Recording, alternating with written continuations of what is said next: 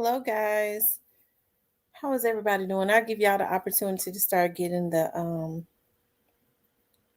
I'll give y'all the opportunities to start getting the notifications. I just came on a whim tonight, okay?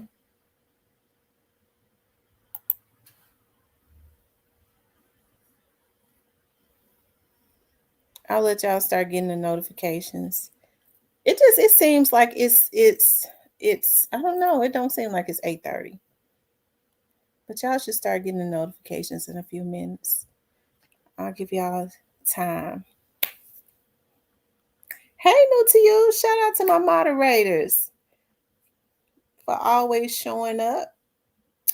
Hey, phenomenal black woman. Mika Baby. Tamo 8. Shan.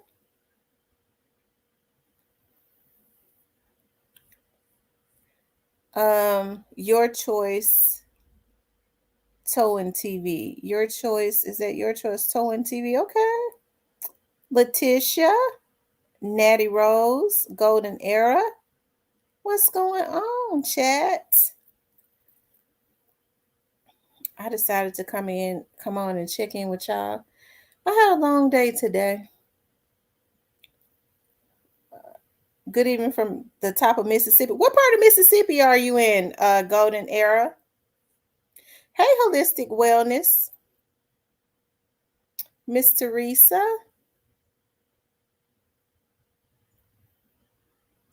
What's up, Cypress? Shout out to everybody. Yeah, I had a long day. I'm telling you, CMF Cypress. Who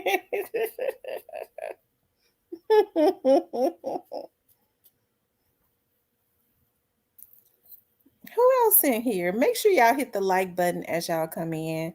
I always say we ain't gonna be on long. I don't plan on being on long. I had a long day, and then I got to get up early and be out on the job tomorrow.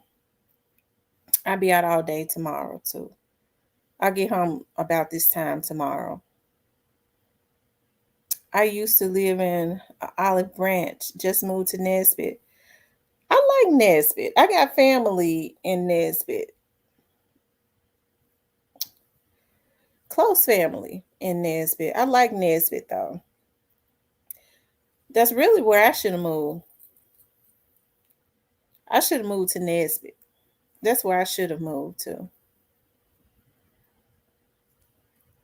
Because you still get a lot of land and stuff in Nesbitt, but y'all know they outrageous over with the prices at this point, but I believe that the prices are going down now.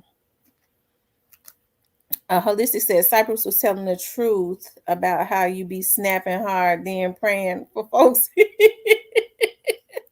Oh Lord, I got so tickled. Oh Lord, I got so tickled. I didn't know what to do when he said that. He was like, I came here, you were cussing somebody out. Then the next thing I know, you was praying. Oh my God. Oh Lord, I'm just like a woman though. That's what women do. Y'all know how we do it. Letitia says, yeah, we don't play over holistic. Get people together. Nesbitt is booming. Exactly. A lot of houses for a little. Yeah, I like Nesbitt. I like Nesbitt. The thing that because the thing that I like about living in Mississippi is that the police don't play. Okay, and like I said, the criminals they shoot. They're not as crazy as they try to say because they already know in Mississippi the laws are completely different. In Arkansas too.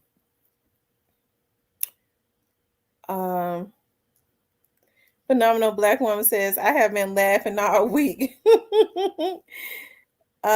Teresa says, Miss T, did you see where that car rolled, hit a building, and two people flew out of the car, ended up on a roof, and they went, no, where was that at?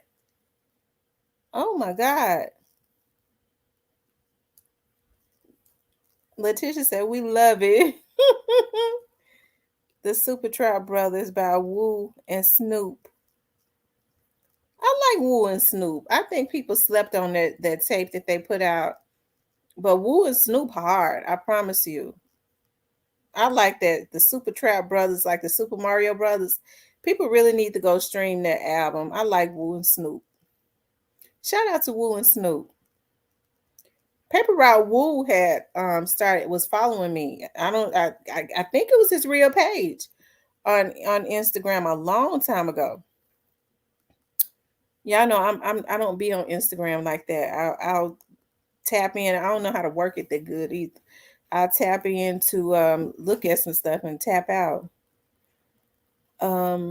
Cypress TV, pipe down, homeboy. I don't play that. Hey, love.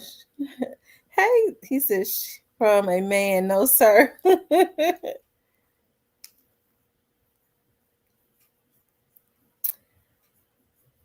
Roberta Garland says, good evening, Miss T, moderators, and everyone.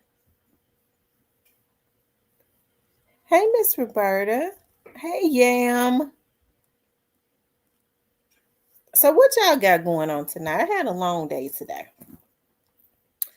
And then one of my clients just called me to remind me that I got to be somewhere early in the morning.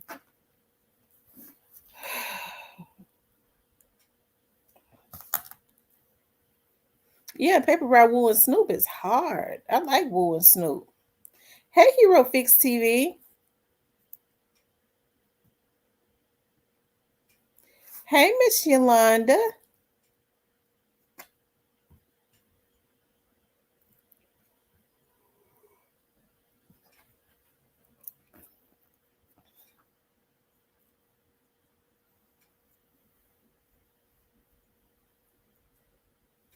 Y'all, I recommend, if you don't have a weapon, to get one and always keep it with you.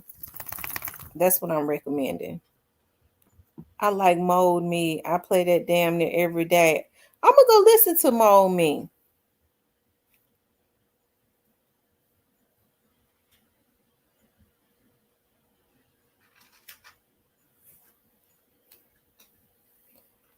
Y'all doing okay?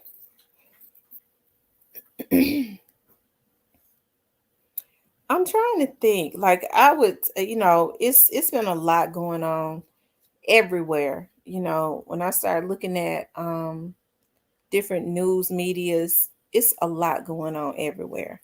Like it is absolutely crazy. How things are completely like out of control. An indictment has been brought against the guy that accused of shooting Takeoff. Oh, you talking about DJ Pat? Oh wow! So that happened today. Takeoff murder was definitely a senseless murder, and people don't talk about it as much as they did. But that was definitely a big case. Also, that was a big loss. As anybody just losing their life, regardless to whether they are a celebrity or not. But I hate that so bad. I do. But I'm glad that there has been an indictment brought. But you notice the Houston Police Department has been very quiet. Like everybody, it seems like all of the people surrounding the Takeoff's case has been very, very, very quiet. Now, I was looking at somebody's vlog. I don't know if it's true or not, but they were saying something about Jay Prince Sr. had threatened NBA YoungBoy. I don't know if it's true. But I was looking at one of these little vlogs where they had said that Jay Prince Sr. had threatened NBA YoungBoy. I don't know why if that's true, why he keeps messing with him. Oh, okay, let me go back up, Sonya. I didn't see it. She said, "Hey Tamara, I'm so excited about the Dolph Museum. I can't wait until Sunday. I will be there. I'm going this week too. I'm going also too. So we may collide, Sonya. We may run into each other. Um, Greyface says money bag expectations supposed to outweigh Glow and anybody else on the label. He was about to drop with Dirk. He was gonna lose that one. Moneybag fans said dude has lost it. So he was trying to compete with Dirk. Moneybag was trying to compete with Dirk.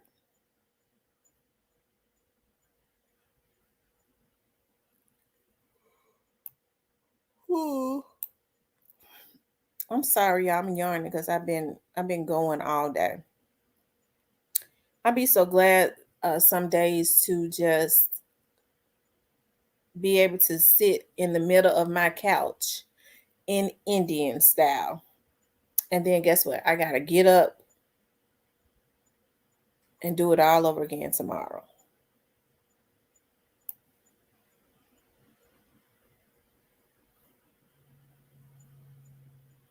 Um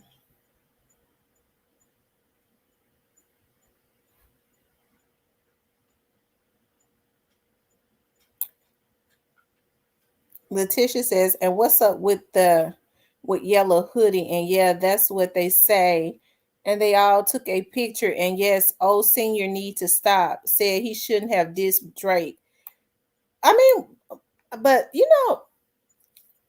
senior don't have anything to do with that. Um, I don't know. It's weird. They had you don't hear anything from Junior. Does Junior even still manage? Has he been making any post or anything like that? He's gone incognito. Junior has. I went to the Dolph Museum last weekend, enjoyed myself. Yeah, a lot of people have been posting that on Facebook, the Young Dolph Museum. Um, mhm. Teresa says, I don't believe DJ Pat shot Takeoff. There's quite a few people say that they don't believe that DJ Pat shot Takeoff. No, Anissa, it was just for the Memphis in May. So it was open every weekend in May, and then after next weekend, that's gonna be it.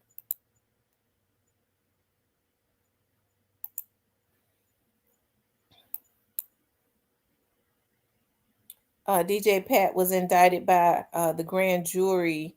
For sure. I do believe that he is going to talk now. Yeah, I believe that he's going to talk now. I believe DJ Pat knows quite a bit. Um, I believe that he's going to talk now too. Hey, Anissa. Oh, be quiet, Cypress. Great Face says not compete. And you know what? I said I was gonna do it, and I am gonna do it. When the politicians come in for their interviews, um, I want to propose putting up a young Dolph's um statue downtown. I think that would be awesome. When you think about Memphis, you think about young Dolph. And I'm serious. You think about the philanthropy, you think about the good music. There are so many people of all different races that has definitely taken an interest in Young Dolph's case. And because of the interest in Young Dolph, it has, given them an interest in Memphis. People been coming to Memphis, bringing revenues and things of that nature. So, hey, Young Dolph is a part of the rich culture, and like I said, I think he should be right up there with Elvis. When you think of he's bigger than Elvis, really. When you think of Memphis, you think of Young Dolph, okay? And he need a museum. They need to do like a music studio or something and name it after Young Dolph. Yeah, it seems like all the mob ties has been very quiet. I've been noticing that you don't hear J Prince Senior's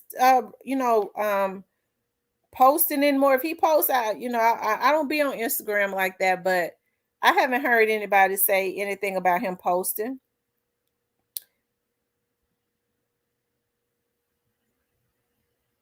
Okay, Anissa. We haven't forgot about Duke, right? And Duke the jeweler. I definitely don't want for people to forget about Duke, the jeweler. Duke the jeweler. I think that. Do y'all think that they had anything to do with that? Who do y'all think had something to do with Duke the jeweler's murder? Because um,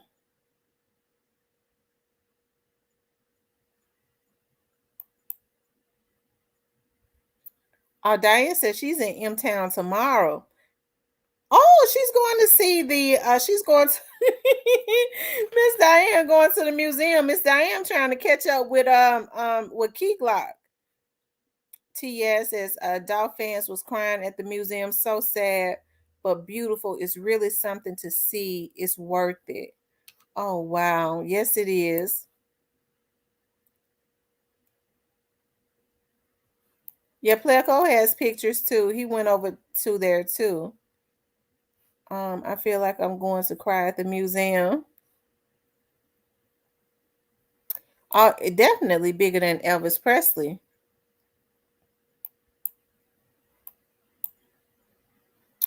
They're not screaming mob ties because it's probably being investigated as a criminal work.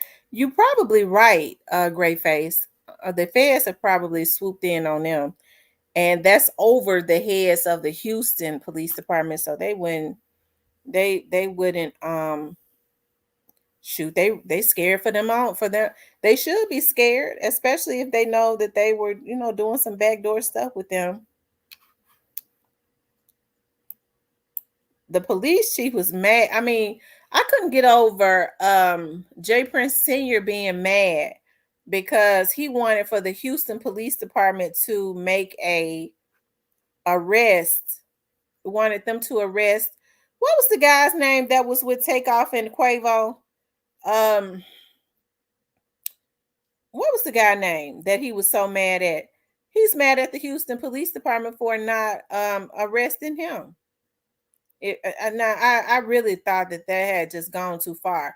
Then he turned around and said he should have been the one that was shot that night. If that's not evil, I don't know what is.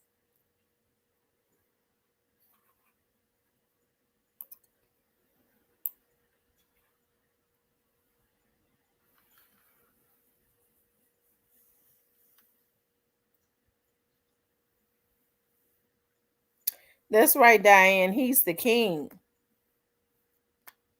Long live King Dolph.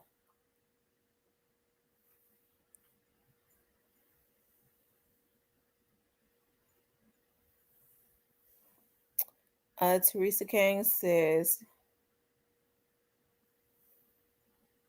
the chief and mayor is covering it up for the Prince family. Yeah, y'all see what was his name, y'all? What was the guy's name that was with Quavo and Takeoff that Jay Prince Sr. was so mad at? I cannot meet it was it Migos Bands? Migos Bands. Y'all and the sad thing about it is in the beginning when they said that they was wanting to question Migos Bands, I believe if that video had not been put out, they was setting the tone to try and frame Migos Bands. I really do. I really believe that they was going to try and frame Migos Bands. I do.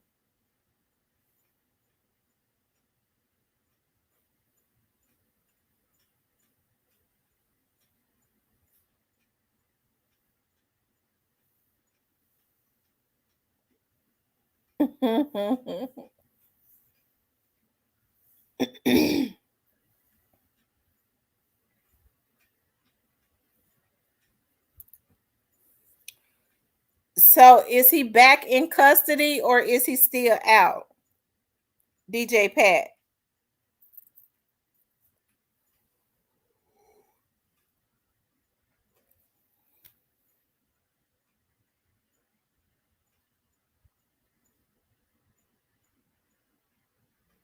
Oh, he's in custody. Let me see if I could pull that up. Hold on.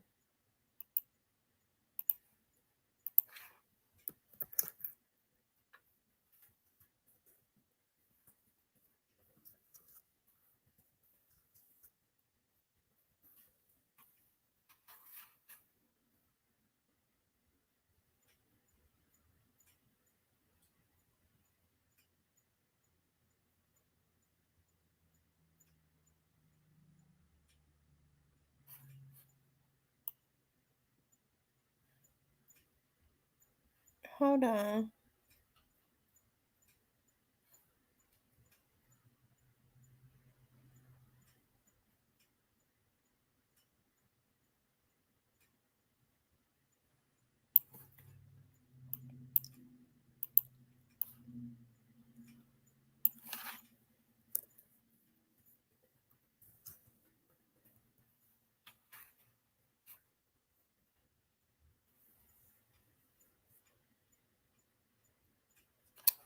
I don't see it.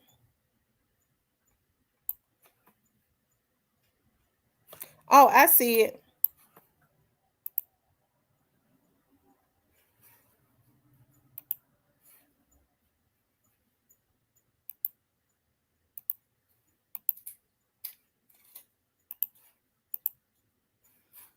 It says Prince family associate DJ Pat indicted for killing Takeoff. In December, Houston police arrested Patrick Xavier Clark, aka DJ Pat, for the killing of Takeoff. This morning, he was indicted for murder by a Harris County grand jury. Pat is said to be an associate of the Prince family. Jay Prince Jr. was hosting the Houston party during which Takeoff was shot to death. The son of Rap-A-Lot boss Jay Prince was also seen walking past the Migos' dead body. But so far, DJ Pat has been the only one arrested or indicted for the murder.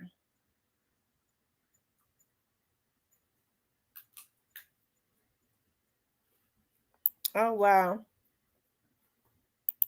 Mm, I tell you.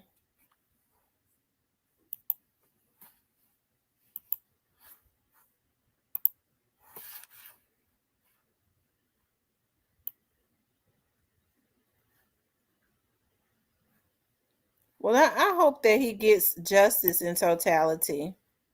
God knows I do.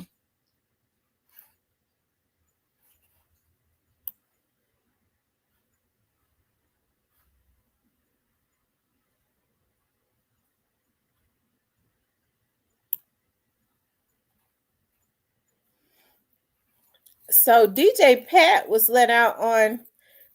Pat had $1 million bond.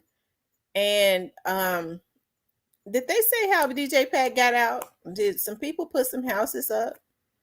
Um, because they had to come up with 100 grand because his bond was $1 million.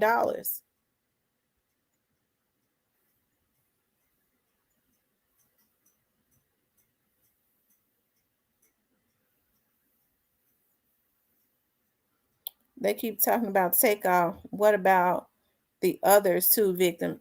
Well, we know Duke the Jeweler. I do want for Duke the Jeweler to get some justice also.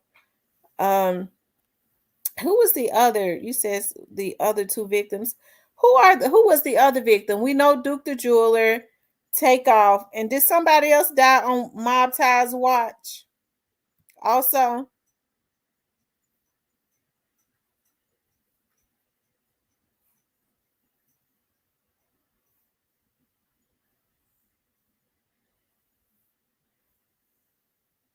the princess paid his bond. Wow. Yeah, because I mean, his bond was $1 million, which means they had to come up with $100,000. And it ain't easy. It ain't just easy to say, well, somebody put their house up. That house has to be equivalent um to whatever that bond is. That's why you see some bond companies, they will, if it's $1 million bond, depending on who it is, they will not, they won't write that bond because that person nor their family has anything that is equivalent to $1 million if you try to jump that bond. Because that bonding company is gonna have to pay that $1 million if that person does not go to court.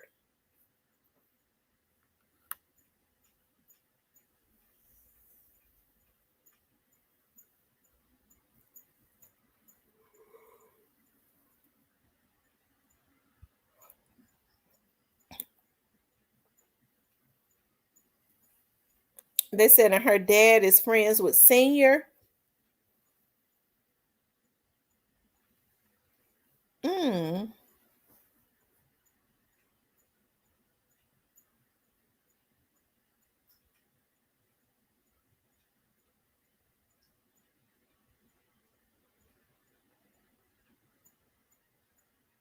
Letitia says, Takeoff, life is gone. Hey, little Miss Muffin.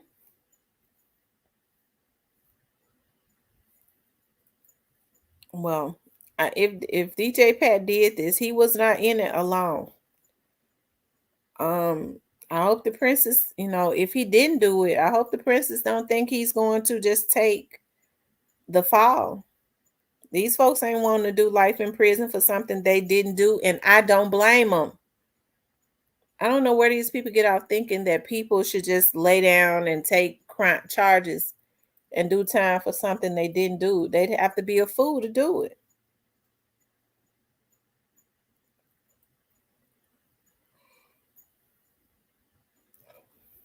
Y'all make sure y'all hit the like button. For those of you all that are just coming in, hit the like button.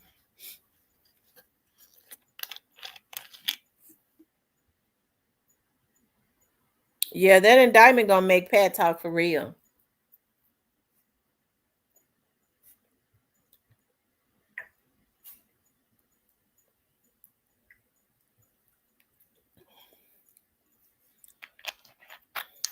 Michelle said she said Patrick is the fall guy. So I believe that the other little dude did it. I believe that the other little dude did it. Um, what was the little short dude name? I can't think of his name right now. I'm saving self. That's it, and that's all. I'm telling you. Yeah, little Cam. See, they want little Cam out so he can continuously be their hitter. They want to protect him. They want little Pat DJ Pat. And which if DJ Pat did this, he has to go do his time. But I don't know. I just think it's something fishy about it. Whatever it is, I believe Migos bands know. And Jay Prince Sr. was real mad at him. I couldn't understand why Jay Prince Sr. was so mad at Migos bands. Yeah. Look, him got dealt a bad hand. Hey, Miss T, Run here. Hey, Valentine. Shout out to Cleveland.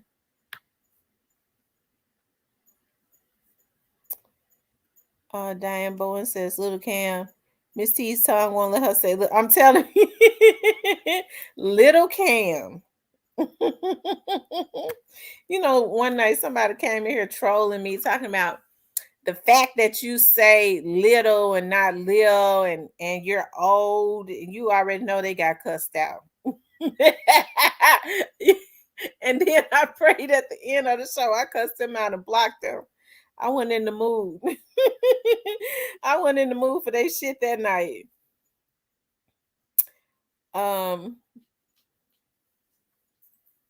Paperback says Lil Cam looking at 5 to 10. I know I cussed them out and I blocked them myself. Shoot.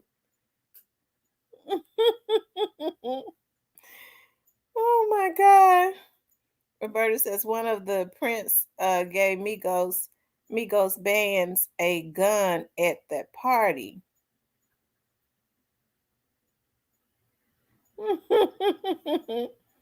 Yeah, y'all make sure y'all like, share, and subscribe. Like, share, subscribe. So, y'all, this is what I want to do, and this is something I want to do with you guys. I want to do a book club. I've always wanted to do a book club, and at first I was gonna make it just girls, because y'all know girls it's girls everything, right?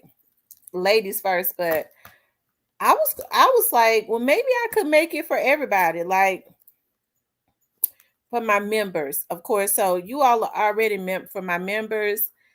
That's something I want to start doing with my members. I want to do a book club. I love books. If y'all think that's cheesy, y'all could tell me that, but I think it would be good if we could like read some good books. Everybody can recommend a book, and then we decide on which book we're going to read, and then we like do a live and discuss it. I think that's so cool. I like stuff like that. If y'all think that's too cheesy, y'all could tell me that. I love to read too. At first, I was gonna do it. I was gonna do it, and then I was like, I was gonna do it, and then have meet up at the library and stuff. But like, I think this book club can be something awesome. Like, we could do book clubs, and then we could later start expanding it into like other stuff.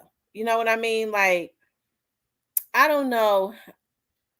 We would all have to get to know each other because y'all, these folks is sick. So, because I was like taking like trips, like girl trips and stuff. Once we get to know each other, because these people sit on here be off of their rockers. Not y'all, but I'm just saying. Um, but I like doing stuff like that. But definitely a book club. That's something that I want to do. And if you're a member, that's good because that's definitely something I want to do with my members. I just think that is awesome. And then, y'all, I got some ideas for that. And I'm going to talk about it in my members as far as what I want to do as far as the book club, because I don't want to give out all the ideas. Just, I'll talk about it in the members. So if you are a member, that's already awesome because, I want to do it with my members.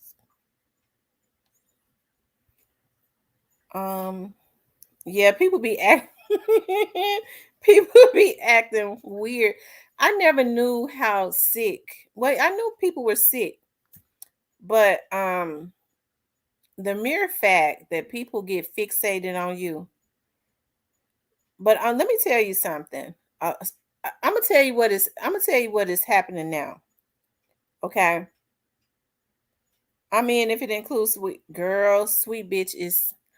Oh, I need to have a. I need to be drinking a glass right now. I need to be drinking a glass right now. Sweet bitch is so good, y'all. We're gonna do a lot of. I would love to do that. Like, we could do a lot of stuff with that. I just have a lot of ideas that I would love to do with you guys as far as that book club that I think could be really good, and it really all revolves around networking. Because I like to network for real and not for it to be Teresa said she loved Tina Turner. I love to network, and I like for it to be beneficial to people because I know a lot of times people do things and it's strictly beneficial to them. But when you start talking about networking, I think that it affords everybody the opportunity to benefit from that, right? Um, yeah, I mean that's just how I feel. Um, Latasha, those pics is old. Plus the piece he put was old with him in QC. Oh wow. Oh yes, Shan, that mango flavor is awesome, and that I got some ideas with that. But I just think that the book club really excites me because it's something that I have been wanting to do. Like I said, reading is definitely fundamental, and then we could all discuss like books that we would like to read. We could vote on it or whatever and discuss. You know And then it's like I said, I want to do some more things with that we'll talk about in the members.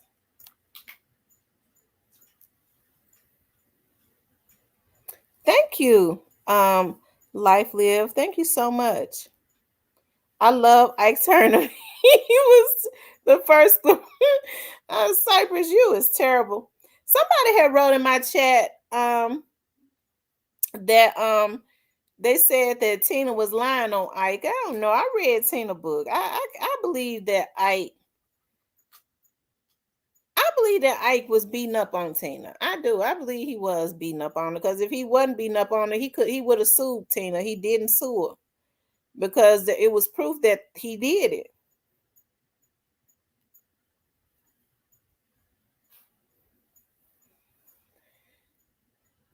Um, I don't drink, but I would pray over a bottle and partake.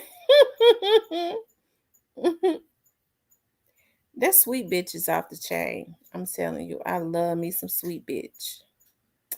It is so good and it tastes so good. It's easy to like drink a whole bottle.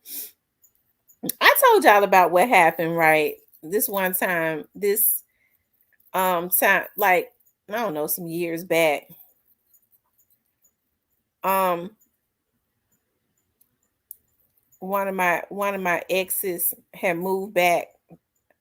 um had moved back to the area and he was at my house and I was like, dog, like I would go. That's when I was working. That's when I was the HR manager, child. I was leaving, going to work, and I was getting real tired of him. And then he would drink up my sweet bitch. I said, oh Lord, I was having to count backwards. I was like, God, please, I don't want to be mad at him. And I'll never forget one morning I was going to work and he was sitting, it was early that morning. He was sitting looking at the water. I could see him on the shoot. He had to go drinking my sweet bitch. I said, when I get home, he gone. And that's what I did.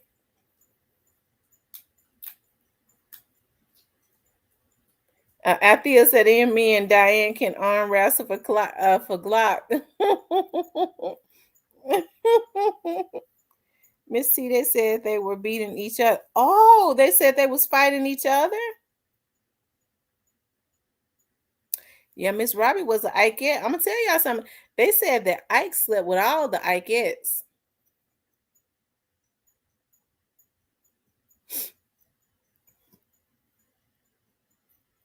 Yeah, she would definitely be missed. Definitely an icon. I like Tina Turner.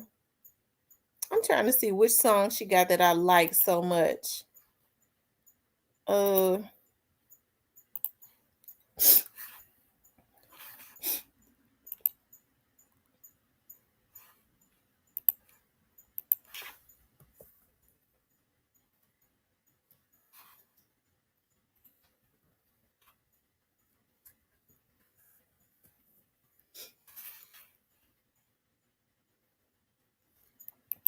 hold on, guys.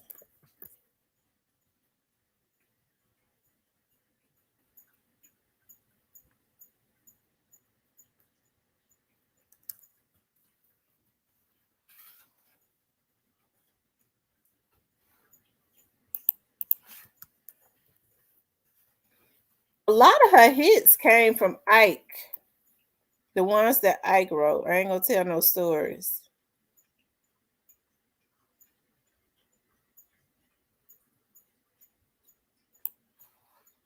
Hold on.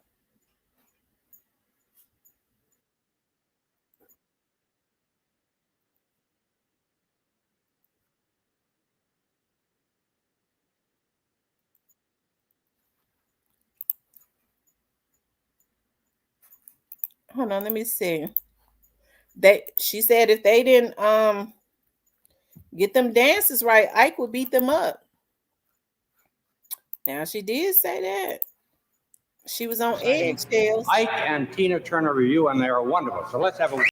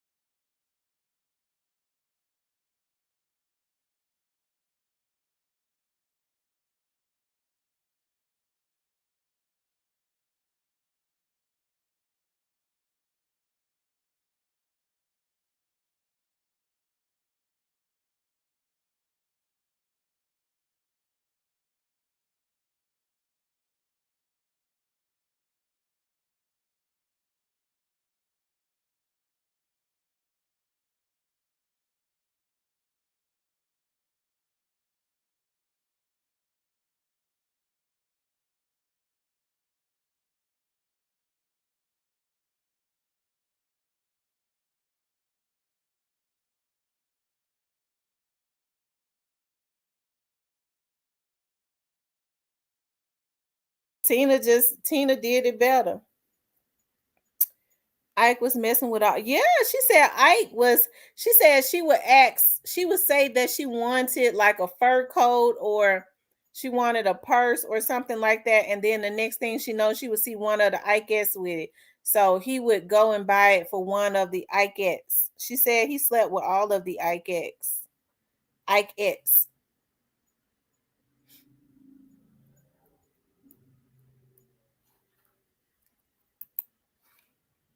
And then started back up. Tina said I earned my name and I'm keeping it.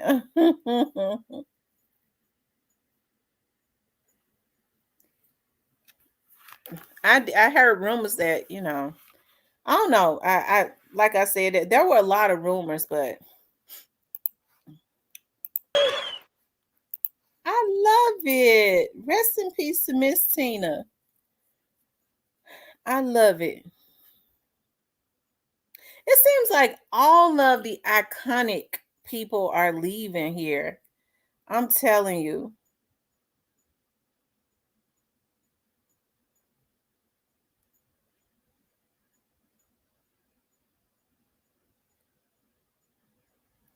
I don't remember seeing it. I looked for it, Miss Lynn. I didn't see it. I did go into that email. I didn't see it. Resend it to me. Maybe it's if Miss Robbie stuck to singing instead of restaurants, may have been a different outcome. Well, Miss Robbie was a backup singer, and she said that Ike Turner taught her the reason her businesses was very successful was because Ike Turner taught her business. She said he taught her business.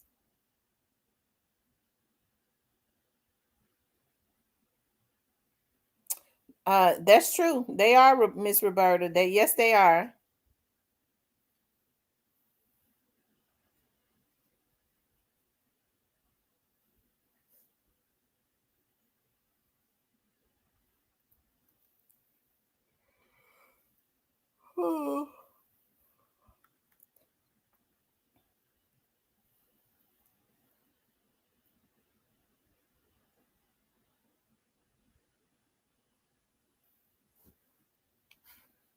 Hey, Lucille. You guys, make sure you hit the like button.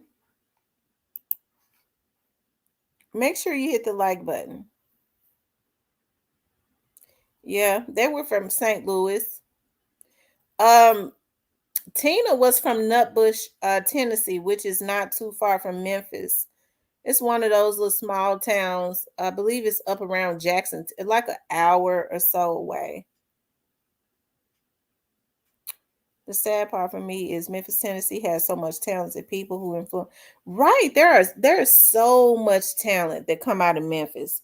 A lot of the artists were definitely the trendsetters. I like a lot of the what you saw artists that came from like LA and things that like Get Bug, Get Bug, Get Bug, Get Bug. You know when they say Get Bug, MC Hammer went and put it on mainstream. He got that from Memphis. Cause I remember when we was in junior high school, we started that Get Buck, and then it was a rapper. It was a Memphis rapper that made a song, but I think MC Hammer really put it on national level. When Get Buck, Get Buck, Get Buck. A lot of mainstream rappers would steal a lot of the Memphis rappers' trends because even though they may have been popular, they were not mainstream. Yeah, she did live a long time. But she looked so good. She was still just so beautiful. No, Tina had kidney failure for a very long time. She's been suffering with kidney failure for a while now.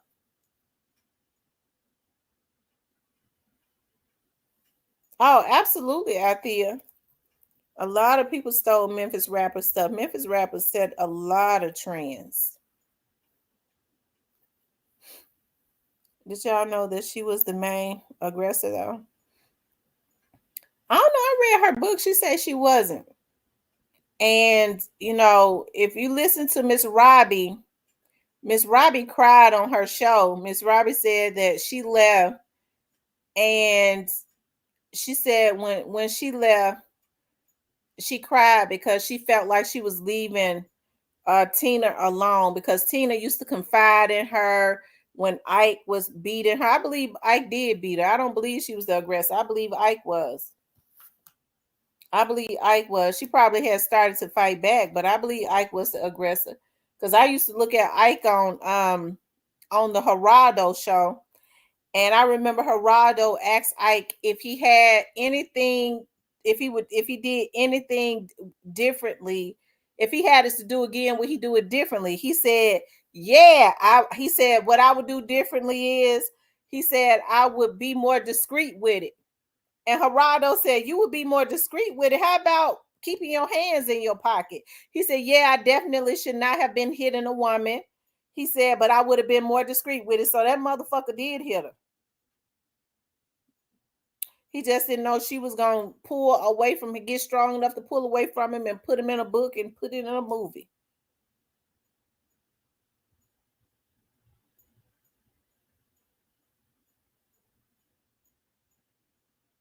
Yeah, Ike was on drugs real bad. And he said that he was on drugs really bad.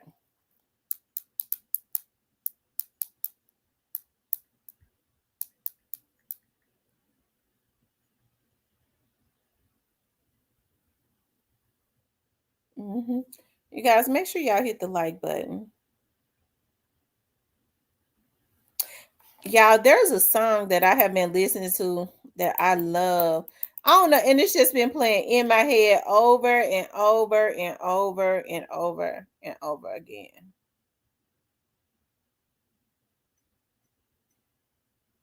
Hold on.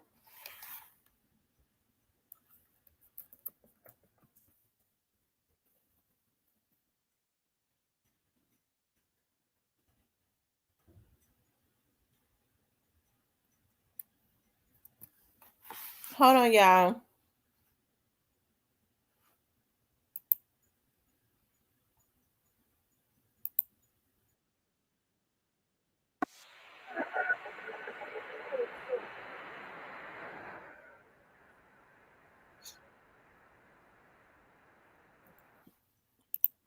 Y'all, this is a song I've been listening to over and over and over and over and over and over again.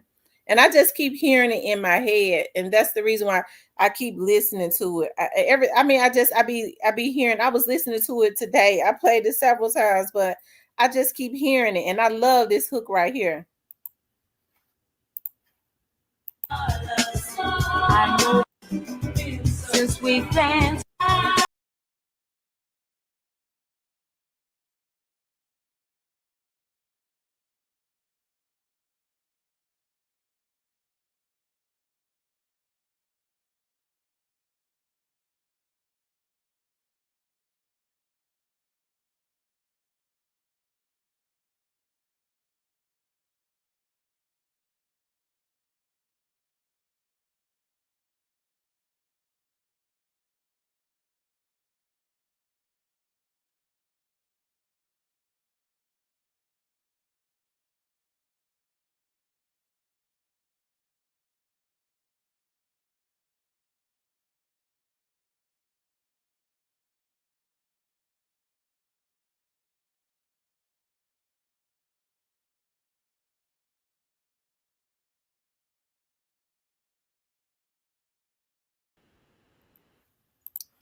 Y'all know that was Barry's wife. That was Barry White's group.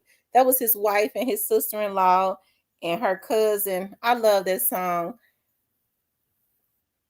Love's Theme. Yeah, I love that song.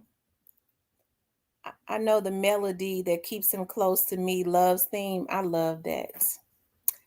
I think I get to thinking about, most women know the melody, the rhythm to keep the right man up under her. And that's so true. Most women know the melody to keep a man close to them if they want him.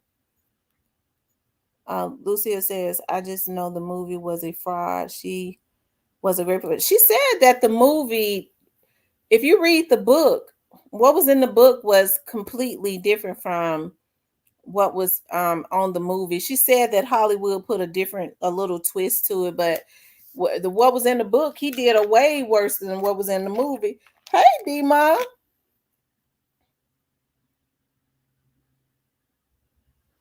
I'm telling you, I'll tell y'all something. I ain't gonna even tell no stories, y'all. Barry White was so handsome to me. If I was 18, if I was born back in that time and I was 18 years old, and shoot, Barry White was very, even when it was like the older Barry White got, the more handsome he got. Shit. I'm telling you, he was just he looked clean. He was chocolate, had those dark features. I loved it. Oh, woo, Lord have mercy. Yes, y'all, please get the likes up. Now, Ike wasn't handsome at all with that wig on.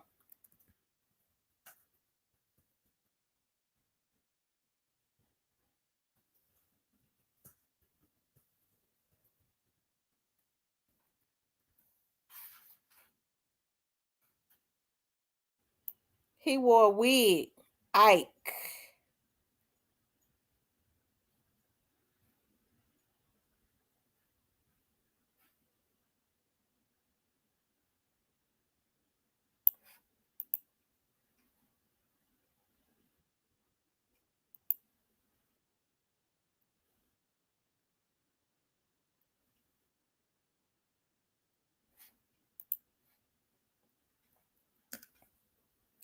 Oh, yes, he did have beautiful hair.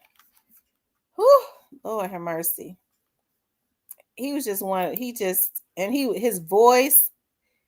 I mean, his voice would his voice alone will make you drop everything, whatever, just whatever you could imagine. I'm talking about. His voice would make you just drop him like it's hot. I'm telling you.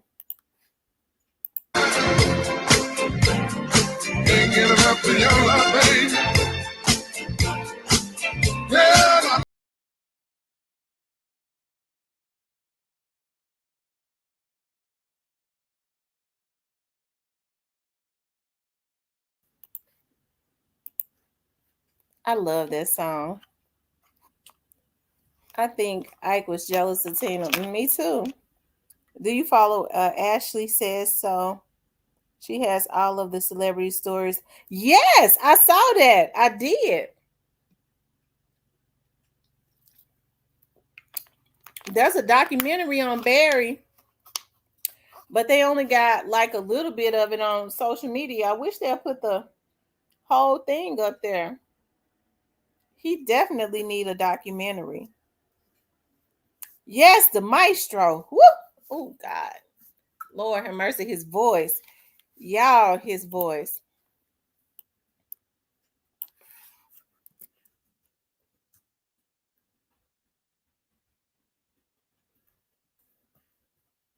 I'm telling you. Lord, I thank you.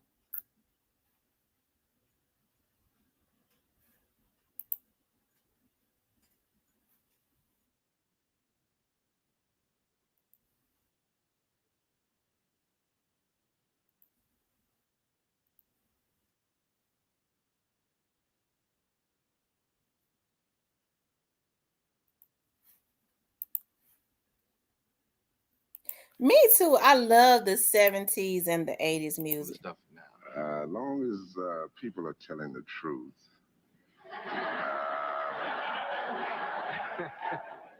that's a true statement. There's a lot of people who are horny or whatever word you want to use.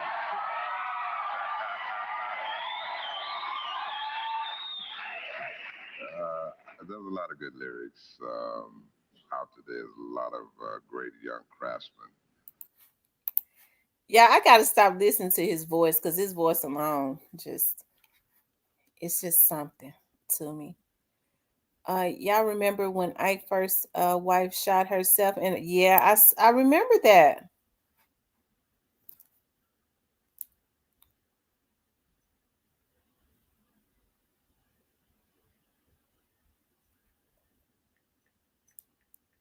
Um,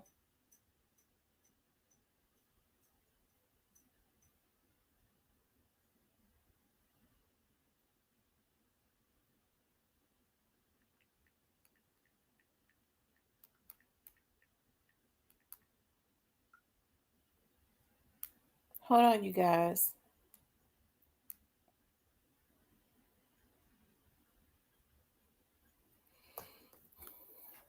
I do too, Michelle. I love his voice.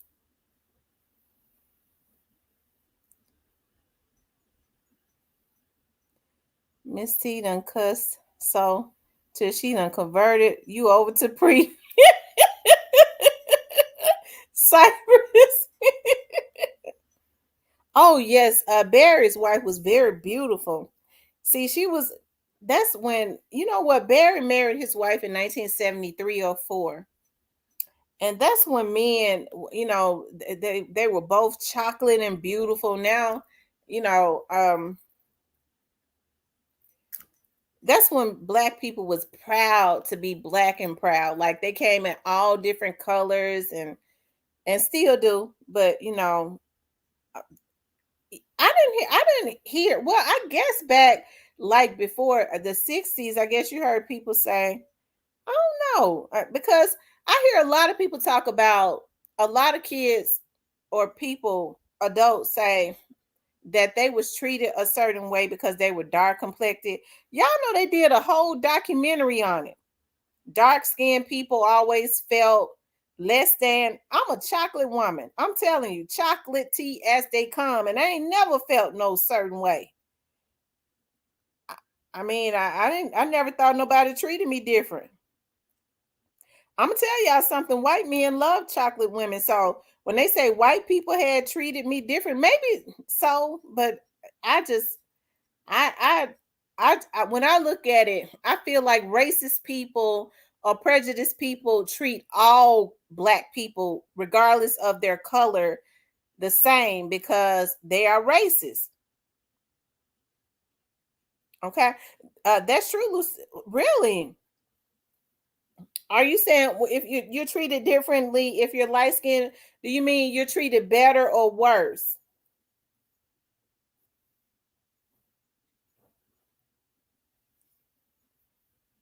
Um,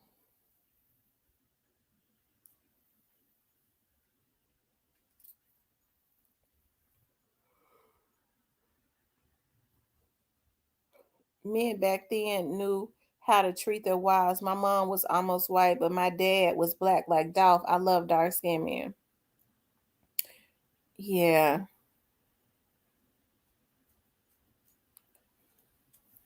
I don't have a preference as it relates to if I guess if you ask me what's sexy, I like brown skin guys. Not red, not dark, but brown. Like that medium brown, almost dark is very sexy, but it doesn't really matter to me.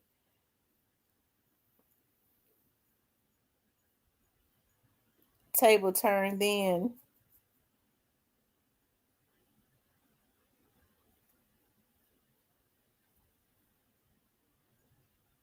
Me too, Miss Althea.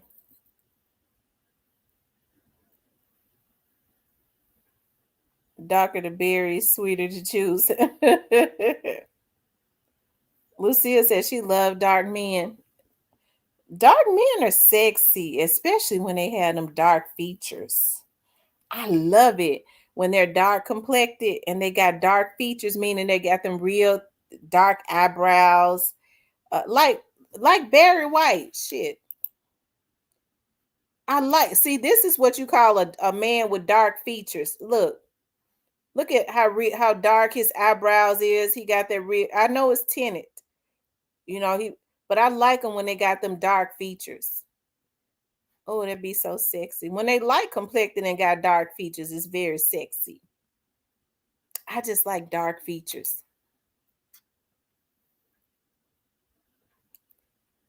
Um, Diane says, I like chocolate.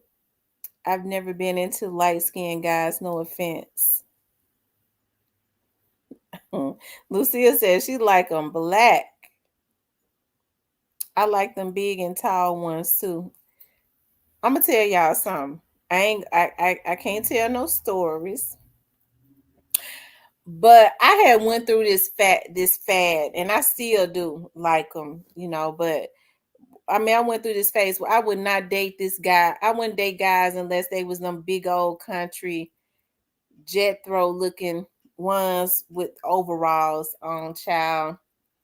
That'd be sexy to me when they real big and tall and country looking.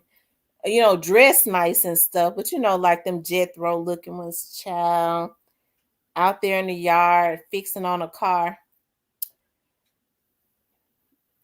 making money fixing on a car though. Shit. I like seeing men work and fix on stuff anyway, so.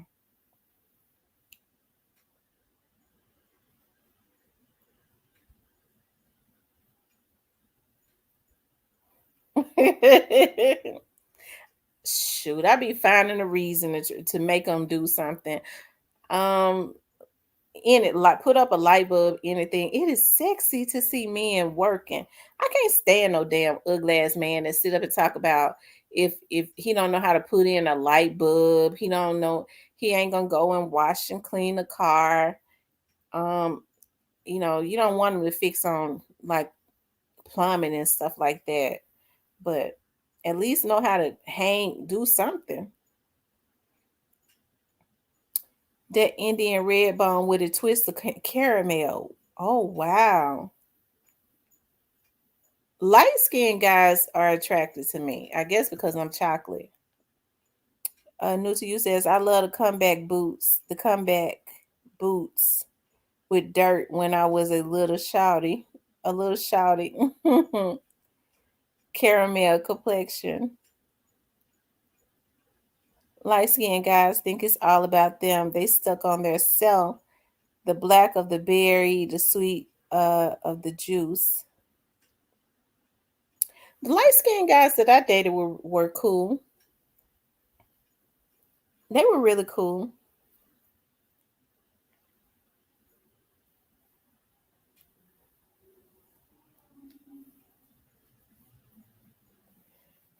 They got on my nerve though.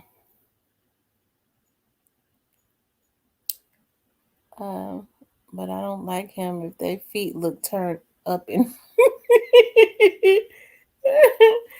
Oh Lord, she said she don't want the feet to look turned up in the shoes. Tall, but I don't like him if they feet look turned up in the shoes. Guess what? I'm taller than my husband.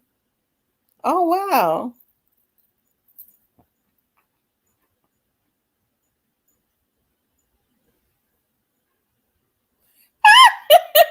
Miss Diane. Oh, Miss Diane. Miss Diane says she's taller than her husband. She said he's shorter, but he does big things. I'm hooked. Miss Diane, we all trying to get hooked. I'm telling you.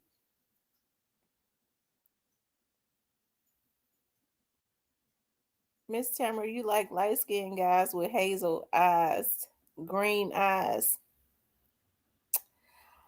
I don't know about that.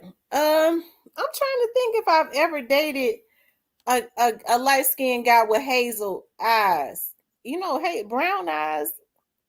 Uh, with green eyes, I don't think so.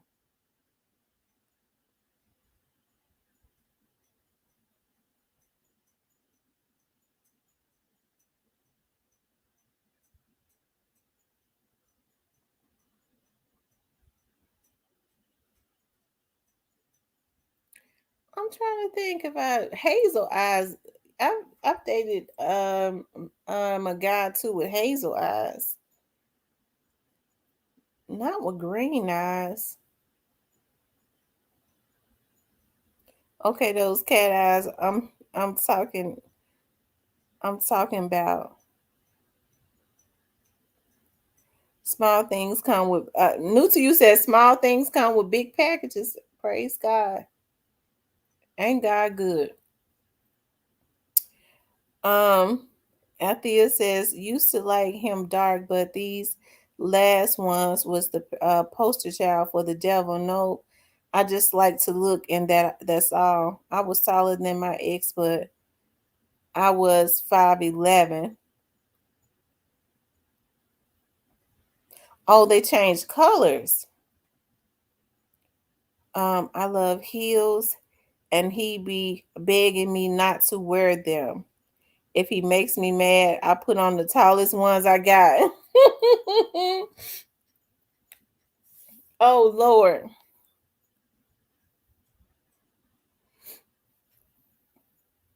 I always had the hazel eyes men for some reason, but never looked for them.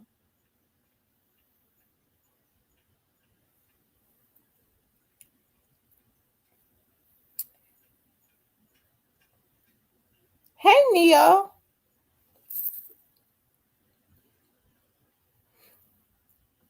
I have dated light skinned men and they have a mean side but sweet all at the same.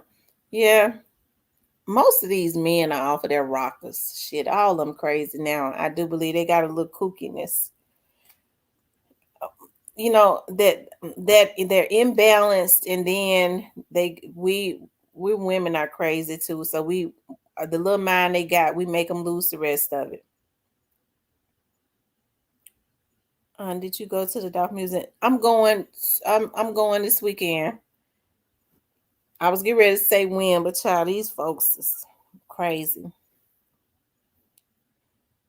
Um,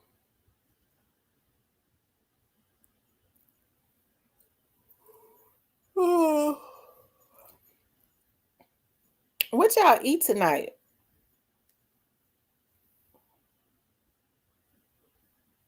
Light skinned dudes think they're finer. I was dating. I went out. Well, we weren't dating. I went and met this guy for dinner one day. He had as a matter of fact, he had green eyes. Who was that? Michelle. He had green eyes. And we met at my favorite restaurant is the Olive Garden. Okay. I love Italian food. I love the Olive Garden. We met at the Olive Garden, and when I tell you that the ladies at the Olive Garden was drooling over him, they act like I wasn't even sitting there. I mean, they was about gone crazy. When they walked up to the table, they didn't ask me if I wanted no refills, no nothing. They was looking right dead in his damn face. I said, "Well, damn, I guess I'm invisible." Zucchini chips, and I'm still hungry. If you see my boo Glock, tell him I come out of retirement for him. Cougars need love.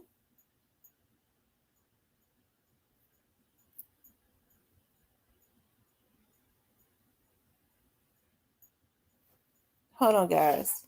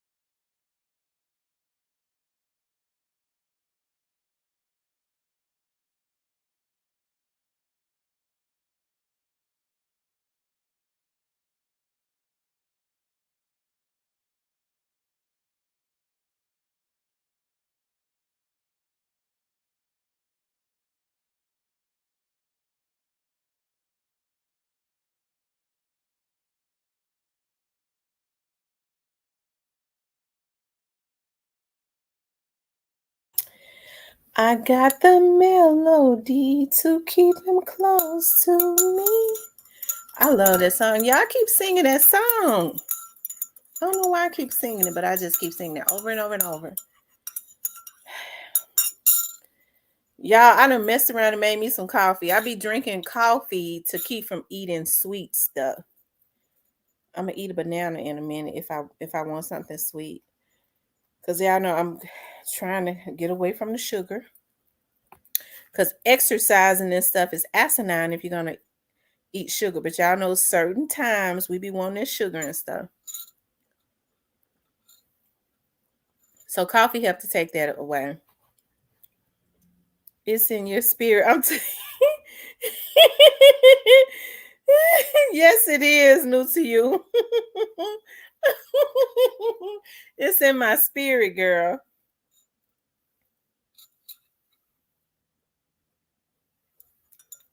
Glock got a girlfriend? Well, good. Oh Lord, Miss Diane gonna pass out. We've never seen Glock with a girl. He probably date.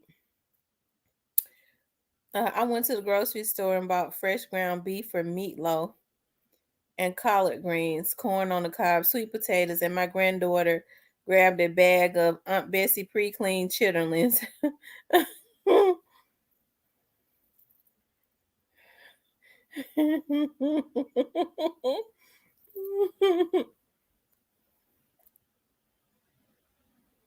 Hey, Shantae.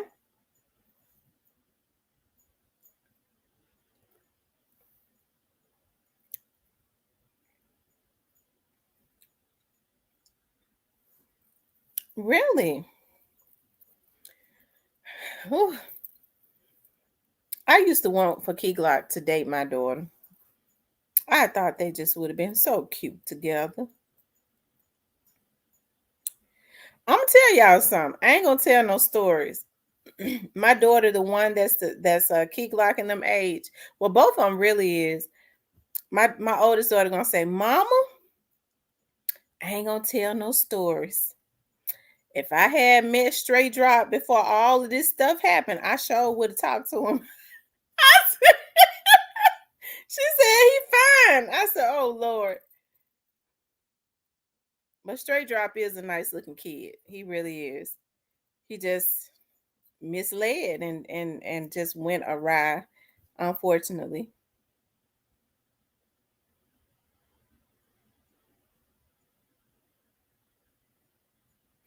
Yeah, I saw his girlfriend. What that mean?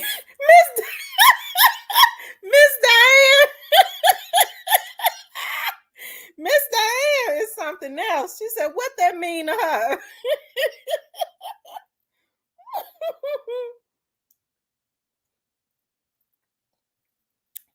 Lord have mercy.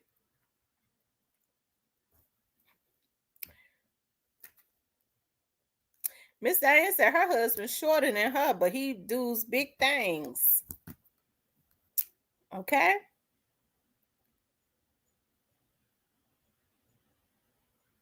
Cause see, I mean, it would be asinine for him to for a man, and I'm just saying in my eyes to be bigger with doing small things. Cause I can't do no, I don't do small things now.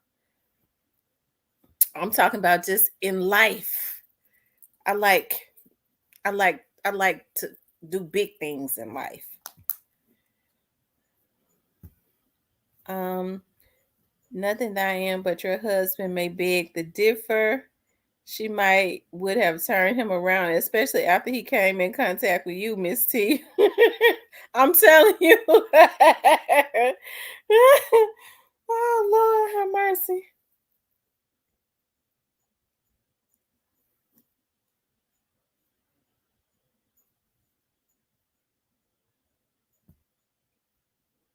My youngest daughter just started talking to a boy,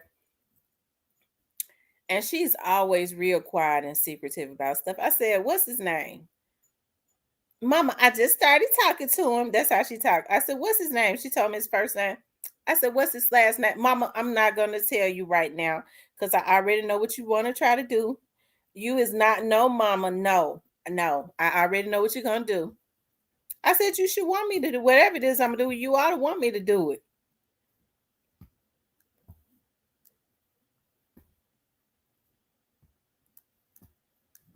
Diane Bowen says that's right. He takes really good care of me. I'm thankful. That's right. Shout out to all the people that's happily married. That's awesome.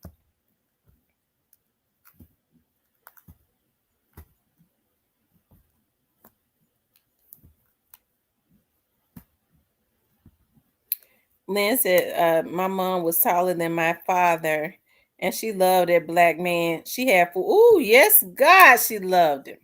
She had 14 kids with him, 14. She loved him to death.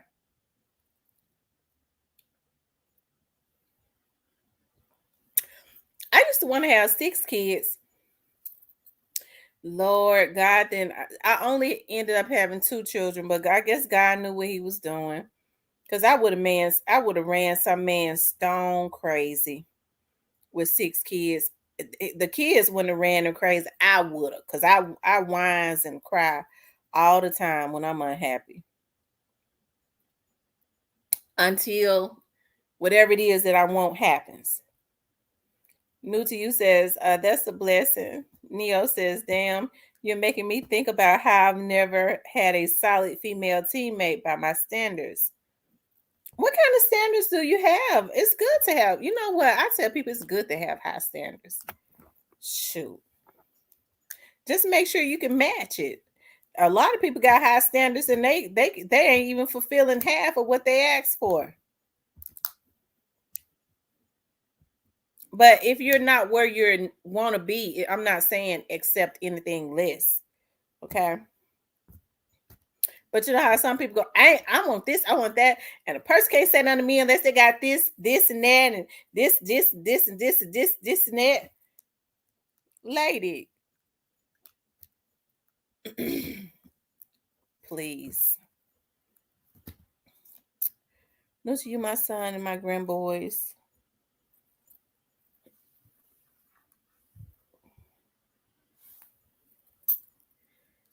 My son and my grandboys don't let me date or talk about a man, so this is my only chance to fan.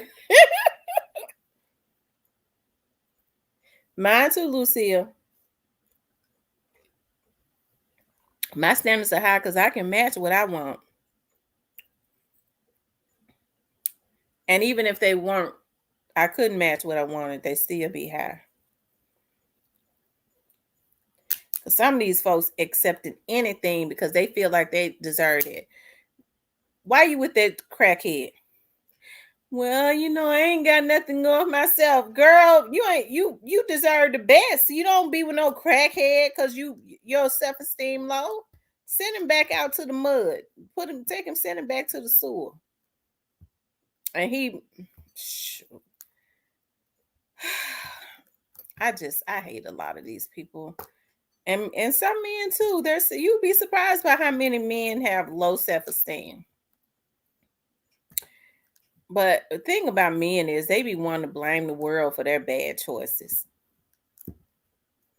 You thought, Lord, don't get me started. I have very high standards. I don't have step about nothing. My husband doesn't either because I won't allow him. That's right, Miss Diane. You don't allow them. Allow them. Sure.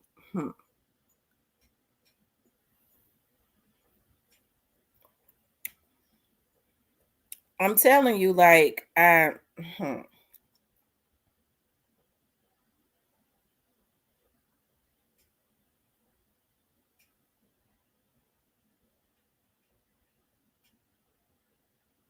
some of these women are afraid to ask a man to do anything for them because they're scared they're going to run him off.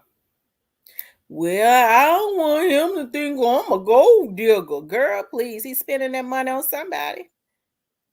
If he gonna be around me, it's gonna be me.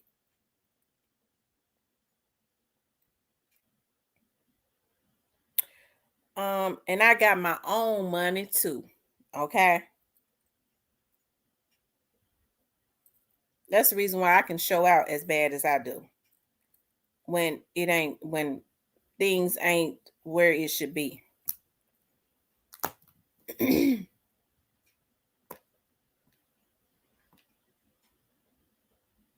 Cypress says, I'm in the cut. Cypress, how come you ain't joining in this conversation?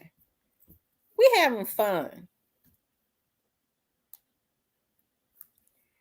Diane says, we are going to go hard or we ain't going, damn it. That's right. We go hard or we don't go at all.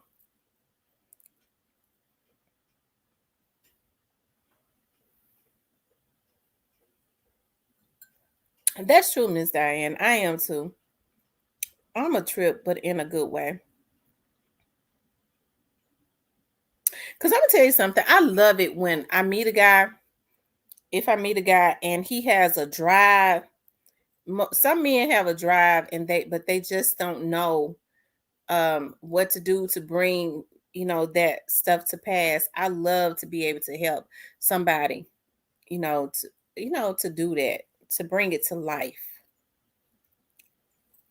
Especially he know how to go out and make money.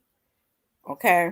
Because a lot of these women I had did my income tax, and they'll take their whole damn income tax and pay for studio time for months until the income tax gone. I ain't never in my life heard no shit like that, but they do it. I ain't talking about that.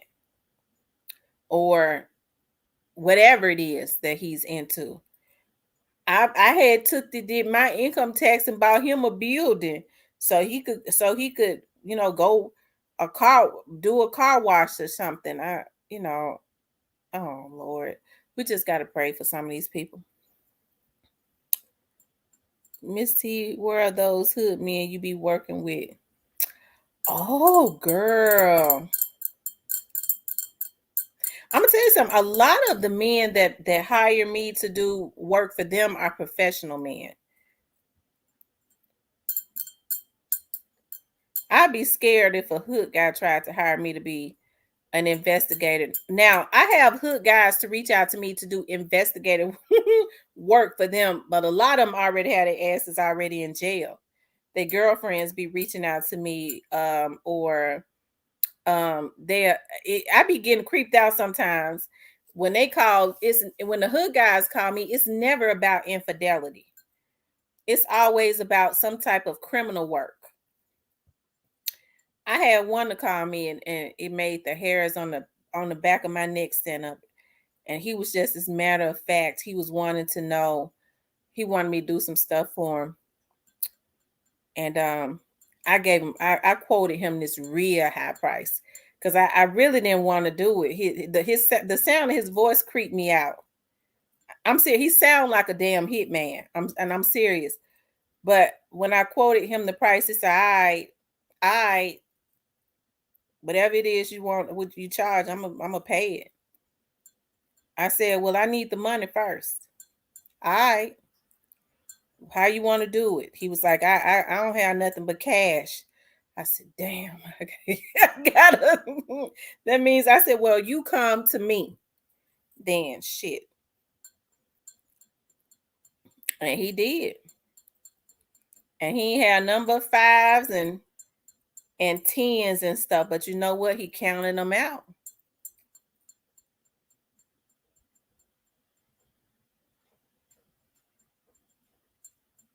After I got him what he needed, I called him and told him, I got your stuff ready for you. All right, little mama, I'll be on.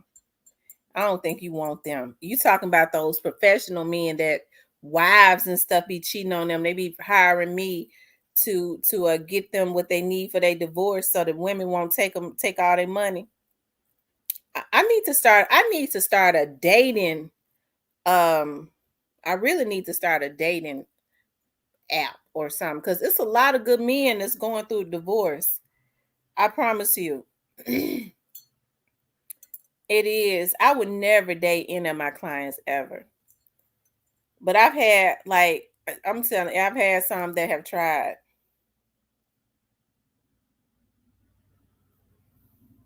They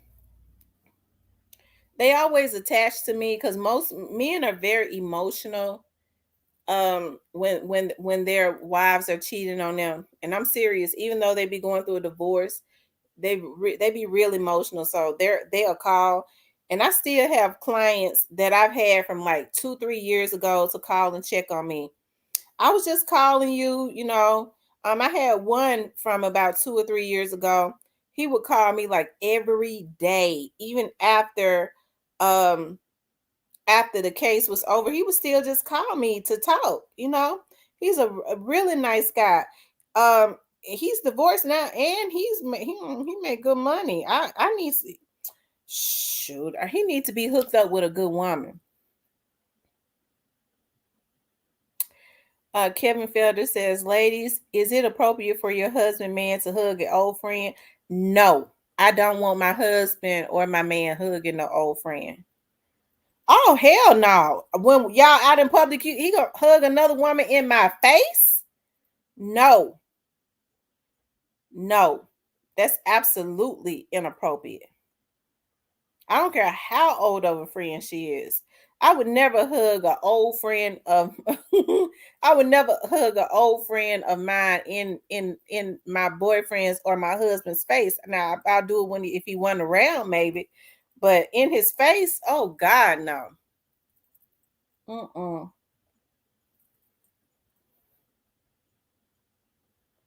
And when I say I do it if he wasn't around, innocently, okay. But no, not you. No, and because I know how women are. He hugging her, she looking at me smirking. That's what women do. Like, your man just hugged me with you looking. Hell no, I will cut up. You talking about showing out?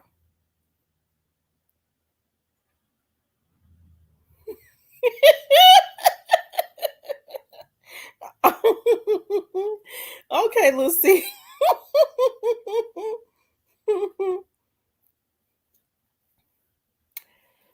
I'm telling y'all, I can't understand why women be cheating on their husbands. I done had to.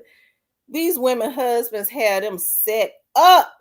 I don't know what going on in their households. I know it's two sides to every story. Like I said, those men get real attached to me. My mom was like, your clients get too attached to you. And that's because I talk to them on the phone and I try to keep them calm and stuff.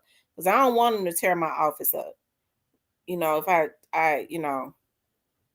got a friend right now that's an investigator that will not do an infidelity case. He'll send them all to me. He will not do them because when one time he showed his pictures, showed a client of his pictures of his wife cheating, he tore his whole damn office up.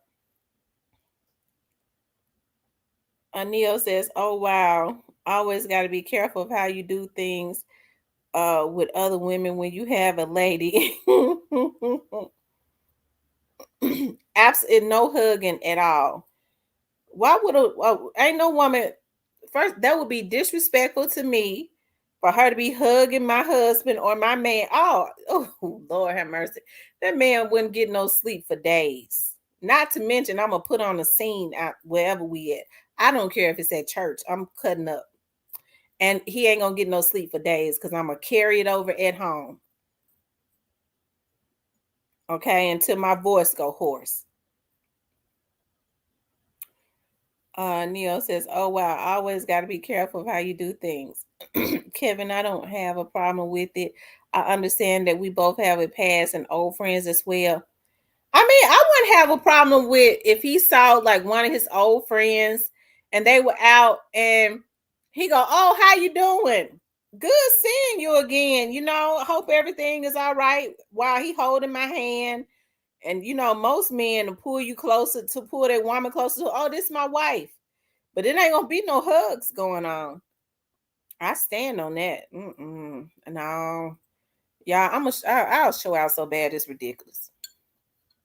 And God knows I don't like showing out, but something like that will really send me through the roof.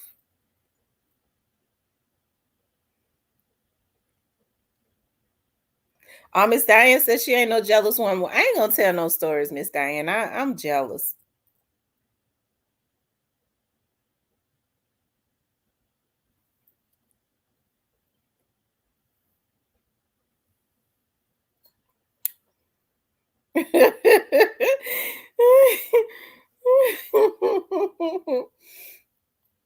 Roberta says maybe after he run a mile, did yard work and worked under the car, sure hug on.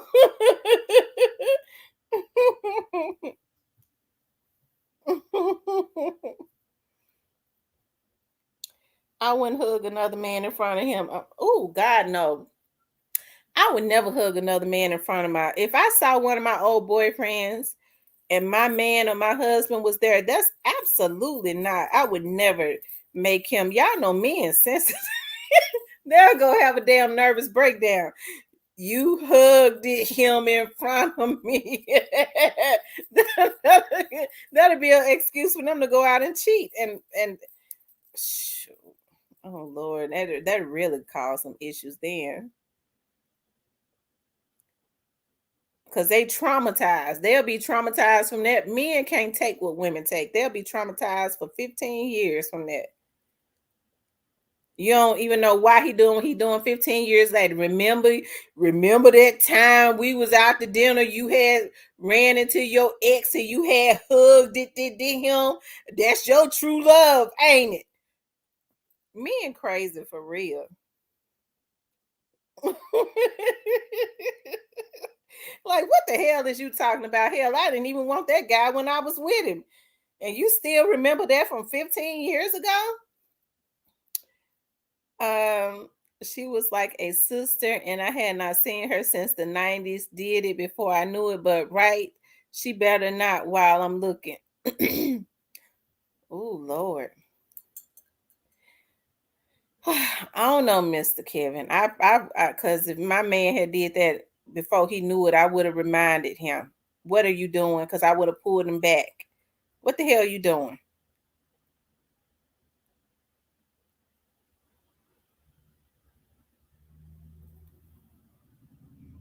Teresa says, I'm not jealous, and if I can trust my husband, I wouldn't be with him.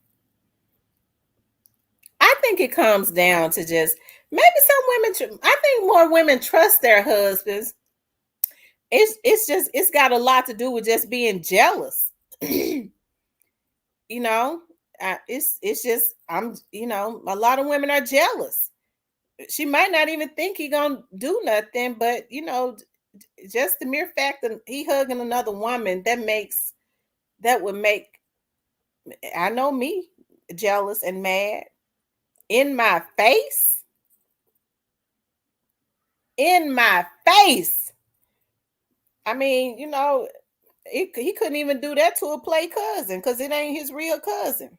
That's my play cousin. See, I don't do all that. I don't go for that. My play sister, my play cousin. I don't rock like that, nigga. I don't do that play stuff.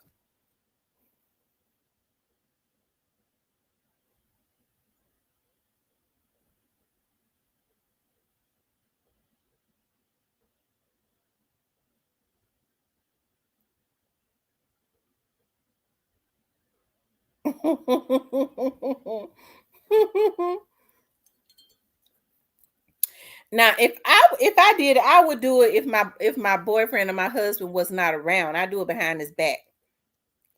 Diane says hug him because when he gets home, I'm going to make him forget. Kevin says I hear about it ever so often, and you twirled her too.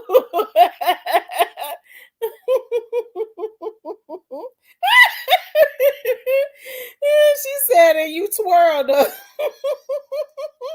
Oh, Kevin, I'd be mad as hell too if you twirled her. You turning her around trying to check her out. You twirl a woman when you trying to check them out. Oh my God. Ooh, Lord, I'd have cut up so bad.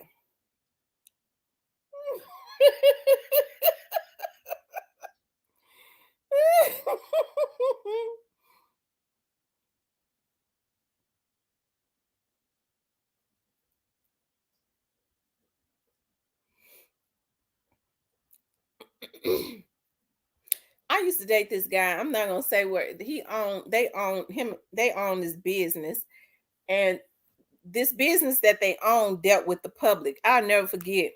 I was sitting in there with him. This was some years ago, and all of their workers and stuff started coming in, And there was this one, she had red, burgundy red hair. And she said, I came to get my money. I started looking, I was like, dog, she might be comfortable with talking crazy to him. And he said, don't talk back to the boss. I said, oh, there's some shit going on here. Because she too comfortable now. Everybody else obeys, everybody else, respectable to the owners and to their boss. But he telling her to respect me. When she left there, I cussed that nigga out so bad it was ridiculous. And he lucky I didn't want to put on the scene with all of them being in there. I just didn't want to disrespect his business like that. Oh, I cut her shine so bad. And she looking at me with her ghetto ass sitting there. Ooh, Lord, don't get me started with that dirty shirt on. I cussed him out so bad it was ridiculous.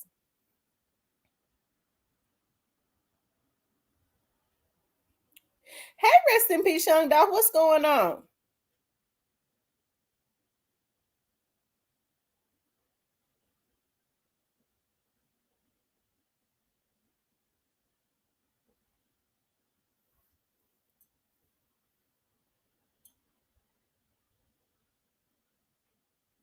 Hey, Jeff Lee.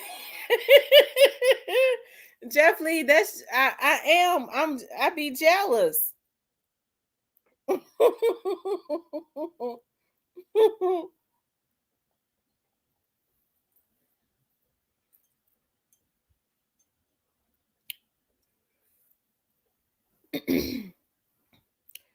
Salute Sister Diane Bowens. That's what I was tapping in to ask you how many days you staying. Is you gonna make the car show? If so, you're gonna be in the video shoot. Oh, who doing the video shoot? Rest in peace, young dog. When is the video shoot?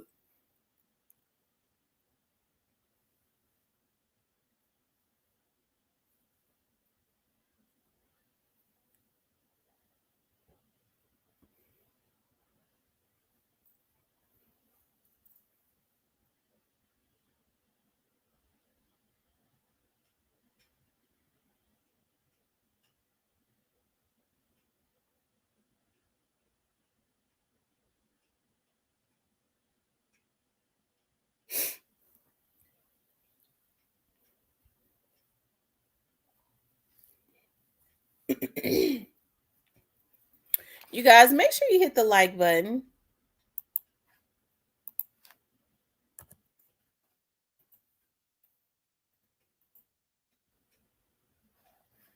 If you haven't hit the like button, please hit the like button.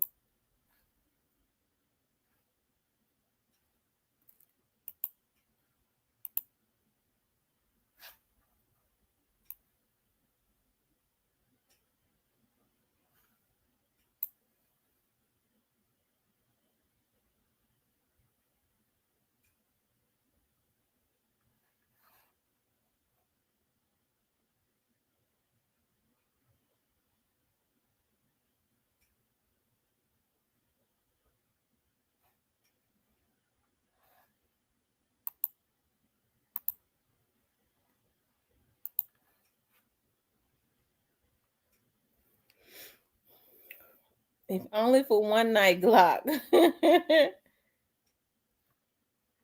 Let's say, here go Jeff. What Jeff say? If you would hug them behind the back, that makes you sneaky and jealous. No, it don't, Jeff. I mean, a hug, behind his back is innocent. I mean, I wouldn't do anything other than that. I just wouldn't be disrespectful in his face.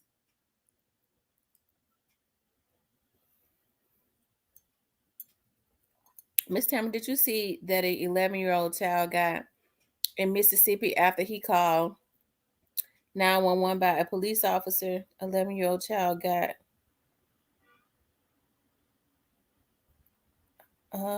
in Mississippi. No, I didn't see that. What happened, Michelle?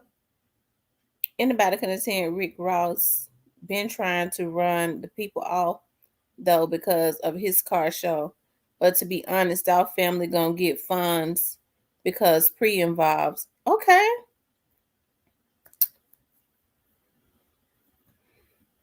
I'm in and out. I won't make the car show, unfortunately. Oh. Peace, young Dolph. How are you? I have a question, if you don't mind. What's your skin complexion? We are discussing color,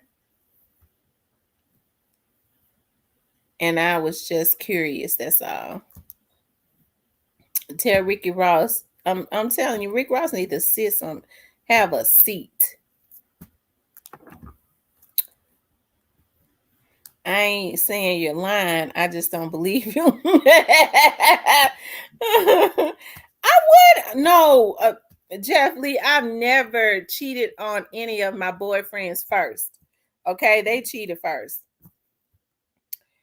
Michelle Johnson says it's on the news 8 hours ago. Oh wow.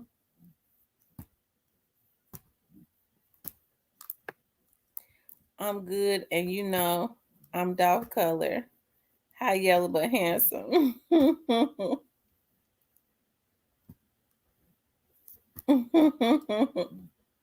He said he Dolph colored chocolate tea. And for the record, I'm not a cheater either, Jeff. I'm not a cheater. I cheated. I cheated back on one of my boyfriends one time. All it happened one time, and I'm talking about with one guy, and I never did it again because the guy that I cheated with flipped. And I said, Lord, if you let me get up out of this, I'll never do it again. These folks is crazy. I'm telling you, it's just not good to cheat. It's best to just, if y'all can't get along, don't try to get back at him. Just y'all part and go on with your lives. It ain't worth it because you get to trying to get back at them and you get somebody that's crazy. It becomes too much. Yes, ma'am. And that's what's happening with a lot of these guys. They steps out and cheat on their girlfriends, and the women that they cheat with be batshit crazy. Hey, Miss Tamara, I work a lot. I go back and watch all your videos that I missed, but I do hit the like button. This is Carl. I live in Houston, but from Greenville, Mississippi. But you are very attractive. Thank you, love. I appreciate that. You're living in Houston. You're from Greenville. Okay. I love going as you start going further south in Mississippi. I do.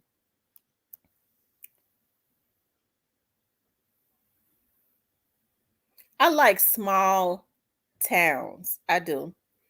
And I think ultimately what I want to do is I want to I would love to like buy a lot of land and have a oh y'all, let me tell y'all what I saw the other day when I was out. I was in Memphis and I got on the expressway. Y'all, I'm never eating beef again. I promise you. And I took a video of it. I should have sent a video. I will show y'all the video, but y'all know those there was this truck. Y'all know, what do they call those things that have the cows in the back of it when they have all those cows in the back of it? I forgot what it's called. It was like a trailer.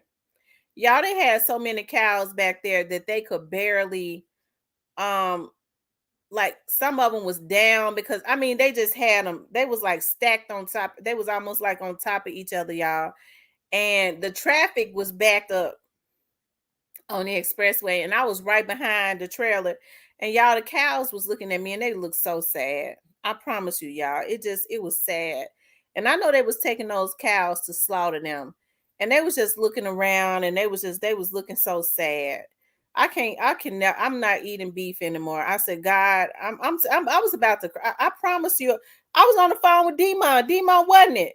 I was hurt looking at them cows. I said, these cows is sad. I can't eat no more beef, y'all. I just think that it's evil what they're doing to these animals. I think it's evil. And there was so many they could not move.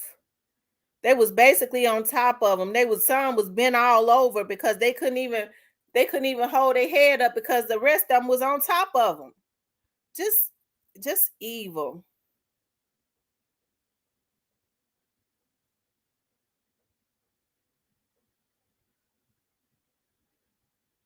And they was taking those cows to the, I bet they was taking them to the slaughterhouse, and they had numbers on them.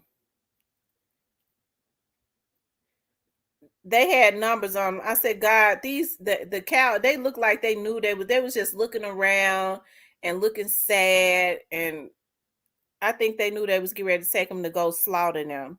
Have y'all seen how they slaughtered them? They chopped their necks off. They put them on the assembly line while they still alive, and they be trying to get up and get away, and they just start chopping their neck off. Ooh, it's just evil. I don't want no more cow. I don't want no more beef. Okay, I'm just gonna start eating fish and vegetables. Miss T, I'm sorry. I'm getting ready to make my Miss Lynn.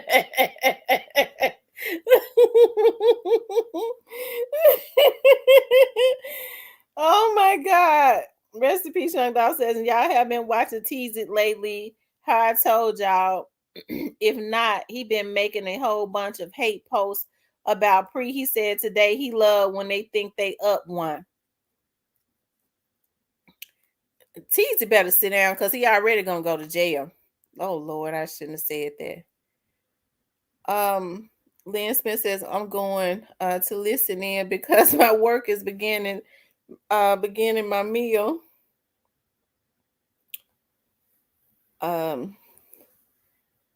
T's are going to be down 25 to life.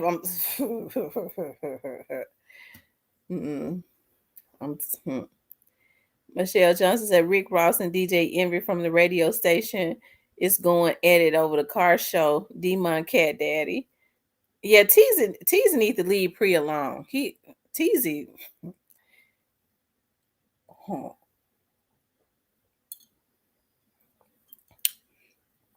See I wonder what Teasy get that $400,000 from that was in his house. Because that alone he should have been in jail for. He had stolen cars, $400K, and some more stuff, and he out. Teasy need to have a seat.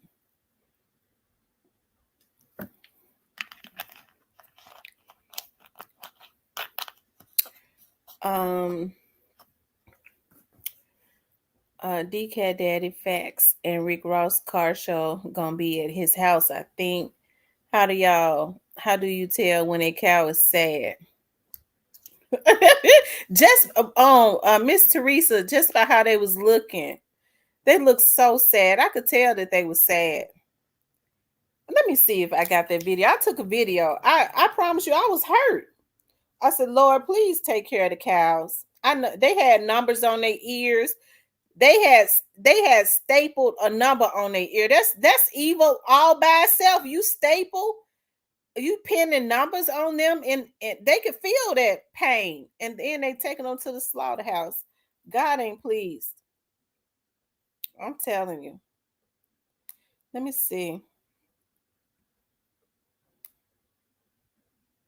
Let me see if I still got that video.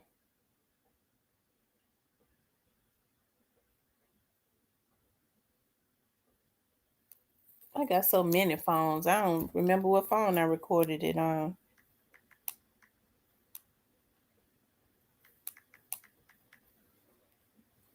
Let me see. Oh, here it is.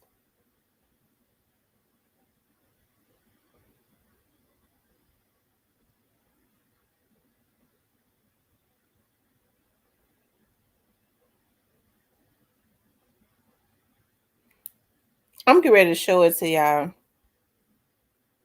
I might have recorded it too long. I don't know how many minutes it was.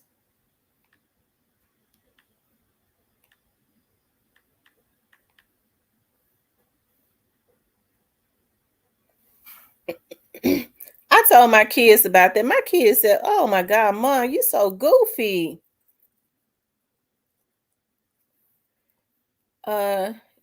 Just hate because this car show been in the play. Hold on, let me see. Just hate because this car show been in the play for how long now? I've been told y'all about it, and DJ even collaborating with Pre. That's why Glock and Dolph, both cars gonna be there. Okay, been quiet since Govan been out ready for ready for some arrest now. Y'all know Jamarcus go to court tomorrow. Hold on, let me see something.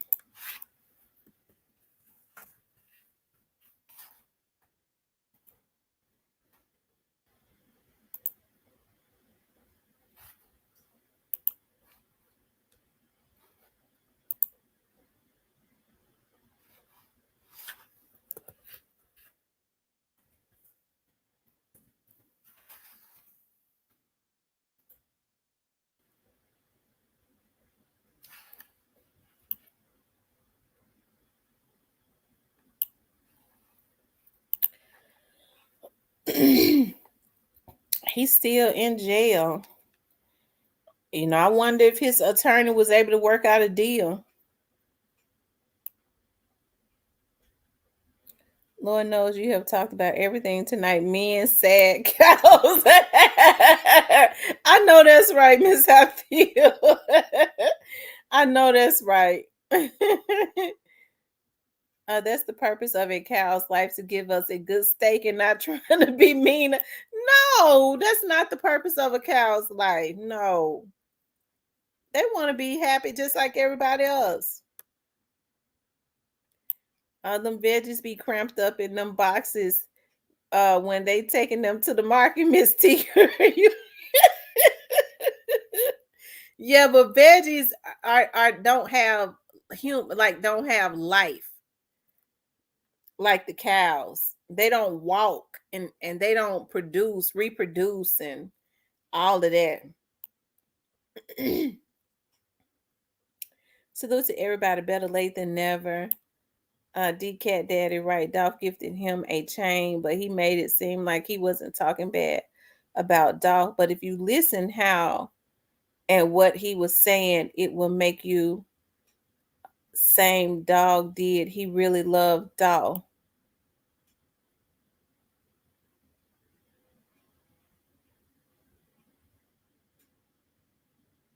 Oh wow.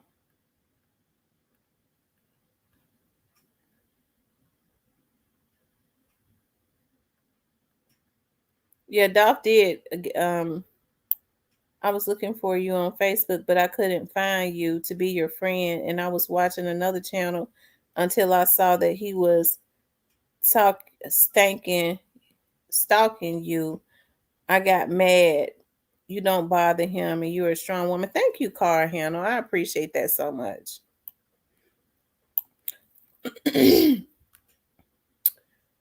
Young Dolph is strange to me how he scheduled it around the same time as Pre, almost like he's got a battery in his back. And yeah, I wonder why he would do that.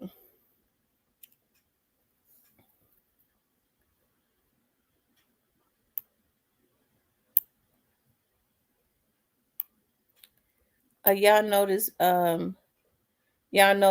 Bad pushed his tape back. Jamarcus coming to town. Say it with me.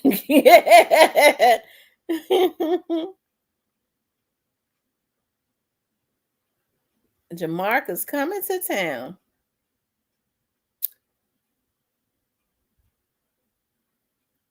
They said where Big Moochie. Big Moochie is still in jail. South Carolina 864.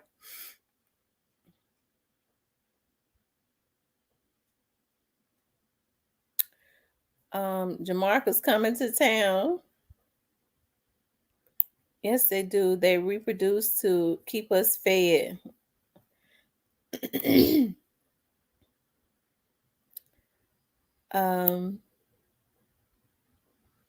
You're right. Rest in peace, Young Dolph. And Rick Ross brought that up, and he told DJ Envy he better take care of Mia J and his children and family.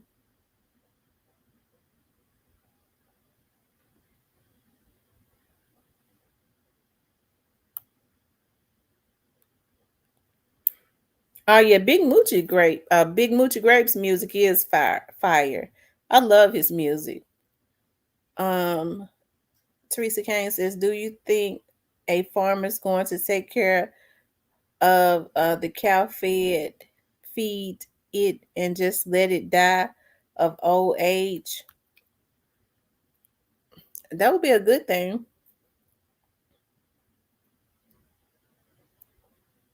That would be a beautiful thing if they did that, Miss Teresa." This said Jamarcus Claus is coming to town. Like Santa Claus, Jamarcus Claus is coming to town. Oh my God, Bag didn't want to drop when Dirk album. I'm ready. I'm ready for that Dirk for real, for real. Yes, it would be, Miss Lynn. I'm beginning to become more empathetic for animals, for pup, especially for dogs and cats and just animals in particular. I was looking at this. Somebody, I was on Instagram the other day, and somebody had this post where they had this real big turtle. This Chinese man, and he cleaned it, like he saved the turtle, like he was gonna save the turtle's life. And he washed it and cleaned it and scrubbed it real good. And and he picked all the stuff that was on his shells off and all of that good stuff. I mean, gave it a good bath. I thought he was trying to save it, and then he turned around and made the pot as hot as he could make it and threw the damn turtle in. I said, "That's some a bitch," and cooked it. He said because of Taylor Swift new album. Moneybag Yo got a mental illness.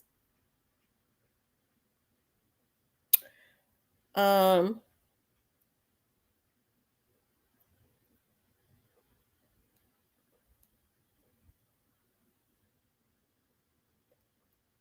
let's see.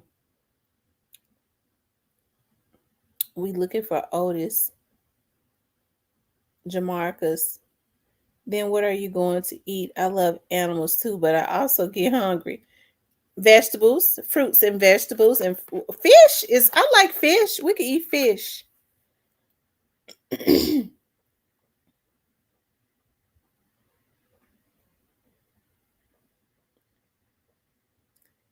um.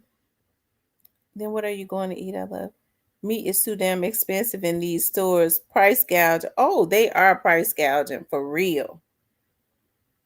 Lynn says, "Look, Miss T, you stay with broadcasting, you running out."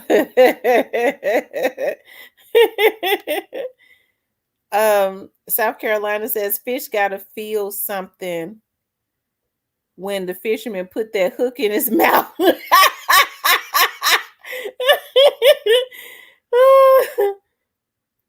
Lord have mercy. They said eat the poor fishy. Miss Lynn said they eat meat. I was gonna say I don't eat tilapia anyways. That's a man-made fish.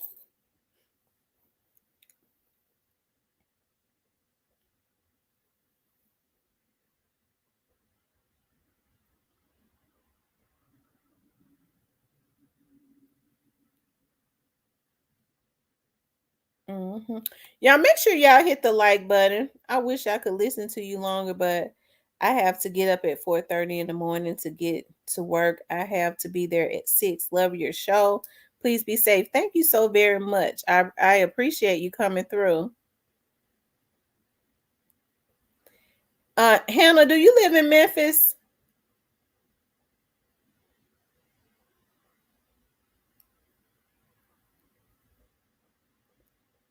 Hannah, are you from Memphis?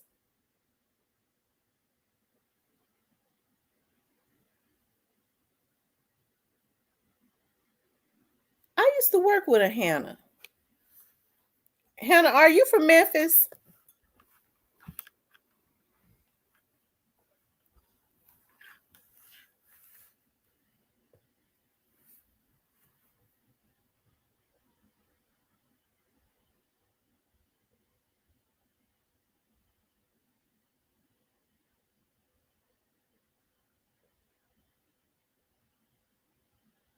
Is he still on here?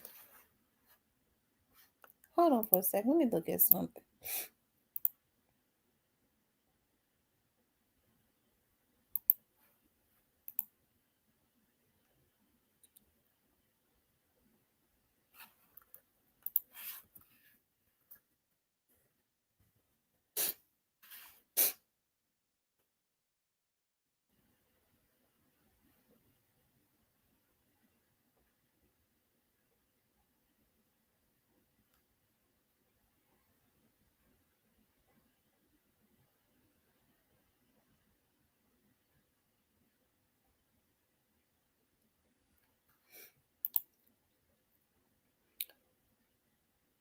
That's what you say. You're okay. Okay, I know. I used to work with a Hannah.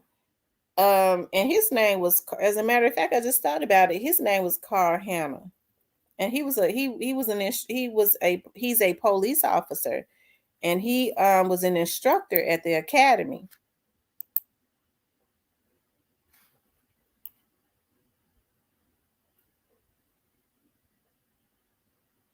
Hmm.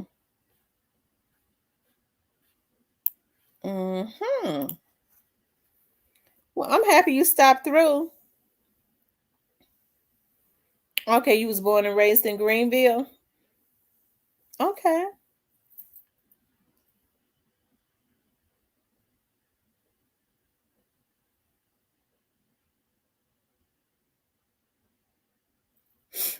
You guys make sure you hit the like button.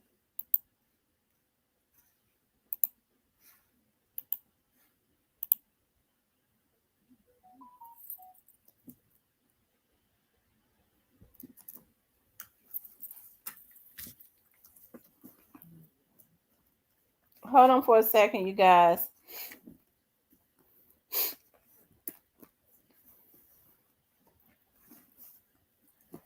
Let me see what this is.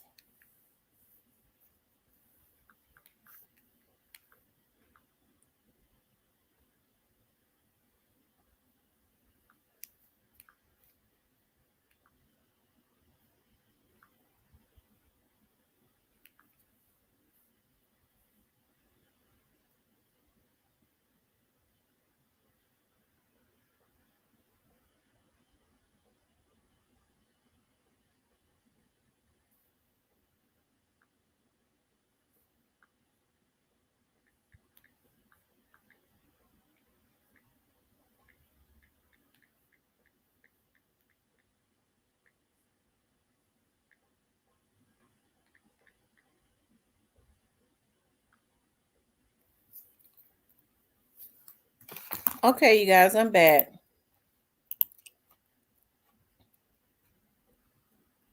I was born and raised out of Green. I am 59 years old, but I look 30. I'm getting shout out to Carl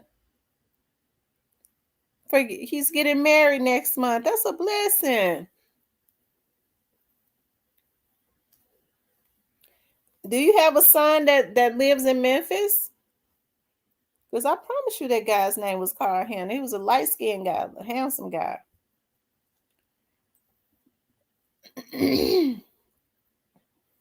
You guys, make sure you hit the like button. Hold on one second.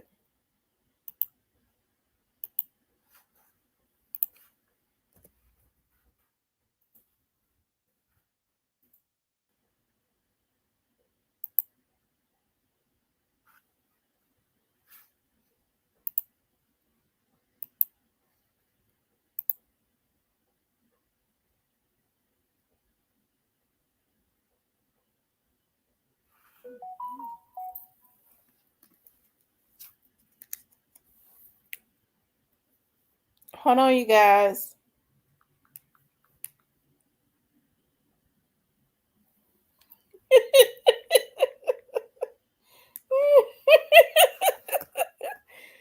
Oh my God.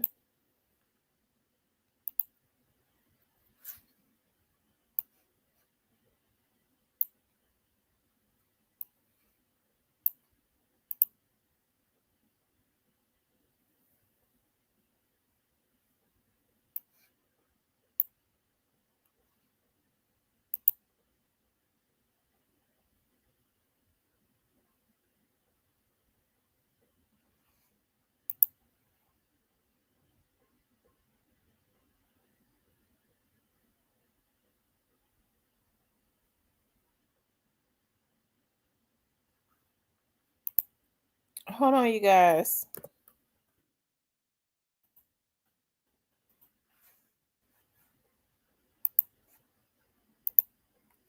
Okay, I'm back, you guys. Y'all make sure y'all hit that like button. If you haven't subscribed, please subscribe. Like, share, and subscribe.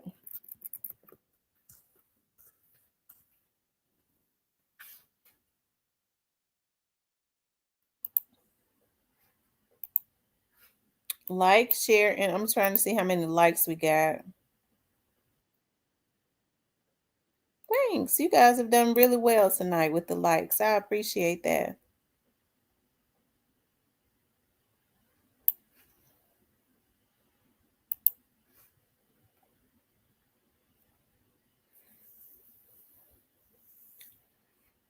Now, who was that? I was messing with about the meat. I said that the cows was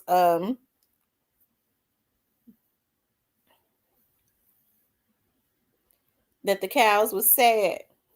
I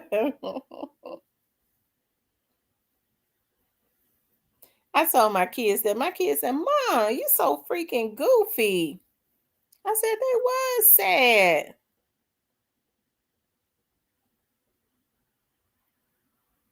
As I get older, I start to feel more empathy for living things. I promise to God I do.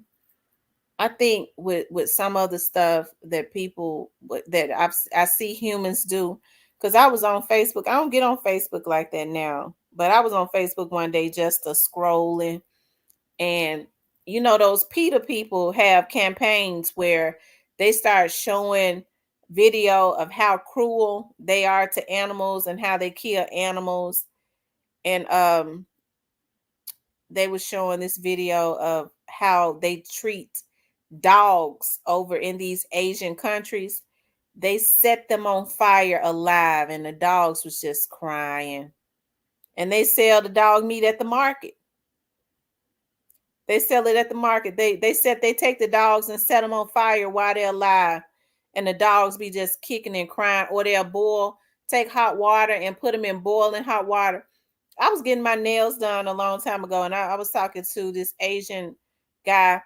I said about them, I asked him, was it true about, he was like, over in their countries, it's different. Eating dog is,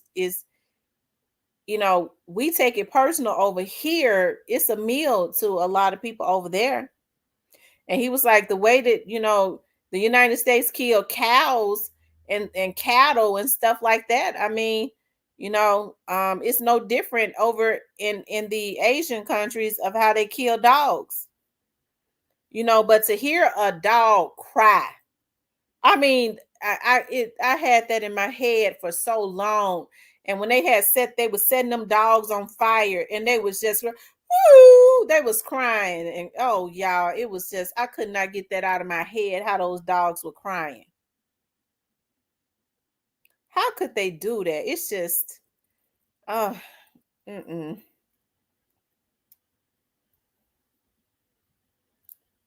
Hannah Carl says, you are very smart. You know politics. Why don't you run for president? Well, you know what? I would run for president, Carl, if I felt like people would vote for me. People wouldn't vote for me because I would be too honest. Folks want their egos stroked, and I would be trying to change a system of, because I see what the problem is. And oh my God, they would put out so much bad press on me to make people hate me. It's ridiculous. If they felt like there was a person that was going to actually be elected that would help to bring Black people out of bondage, because the way the system is set up, it is set up for Black people to always be consumers, and for our people to never really financially get a foothold. And that's the God's truth. Facebook, when it first comes out, it was supposed to be about missing ones. So is lamb chops the only meat not prohibited? Well, Let me just say this, Roberta. I see how they do the poor little lambs. You know, the lambs are real sensitive animals. If I told you how they do them and they cries like babies.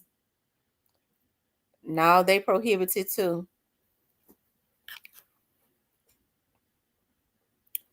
I'd vote for you in a heartbeat. You got what it takes to get things done. Thank you, Miss Diane.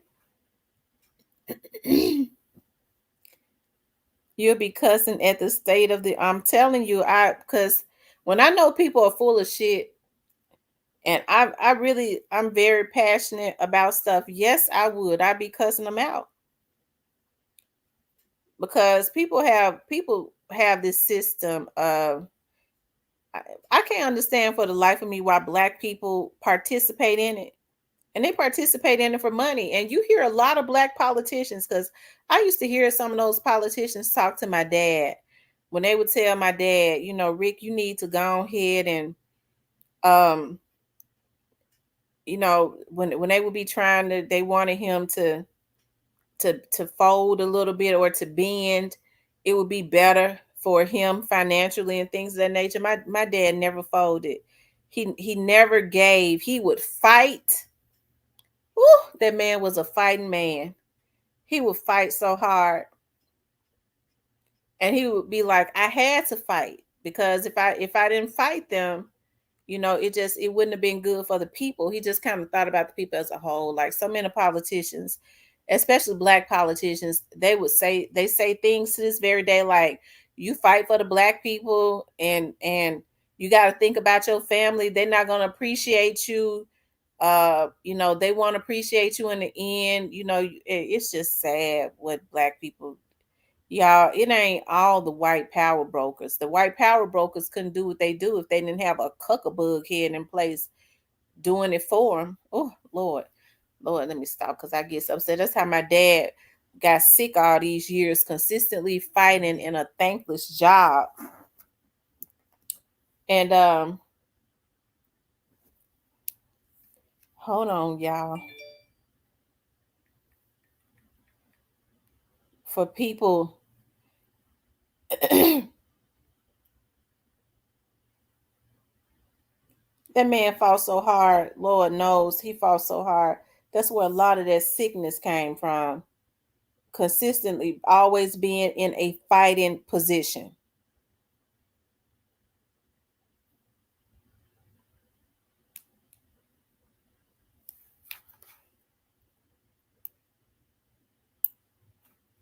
Hold on, I'm looking at it. Rest in peace, young dog.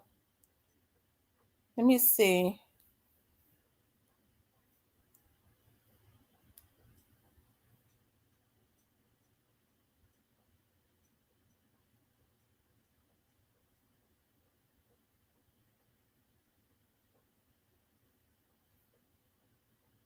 You know not to even play with me on no social media, no nothing that I will press your pussy ass again and again and again. And you know what's up with me. You already know what's happening. Whoever you got in the background, their mama gay, she sucked dick.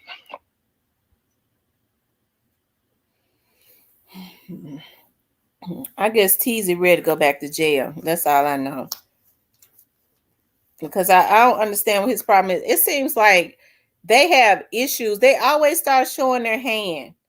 As long as they thought that Young Dolph's artist was not getting a foothold and they were off balance, and losing your CEO like that with the vision, it would do that. Okay. But now that they see them glowing up, that glow up is major. They gotta all of them starting to show their hand, but Teasy gonna go to jail.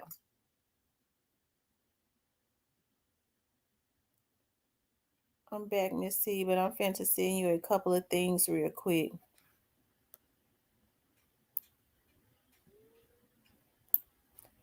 I promise you, it's a lot of stuff.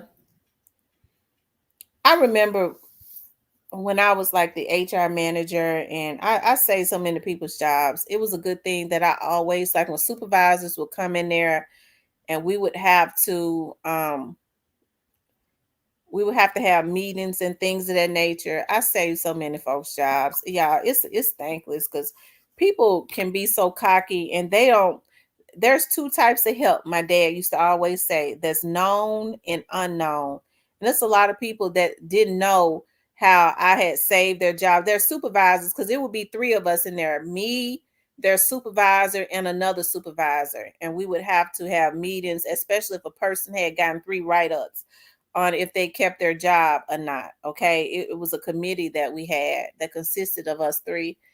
And I just would not recommend termination because I just did not. I know people have issues. You had young ladies who had children, and or if they made a mistake, just because a person make a mistake don't mean they should be fired.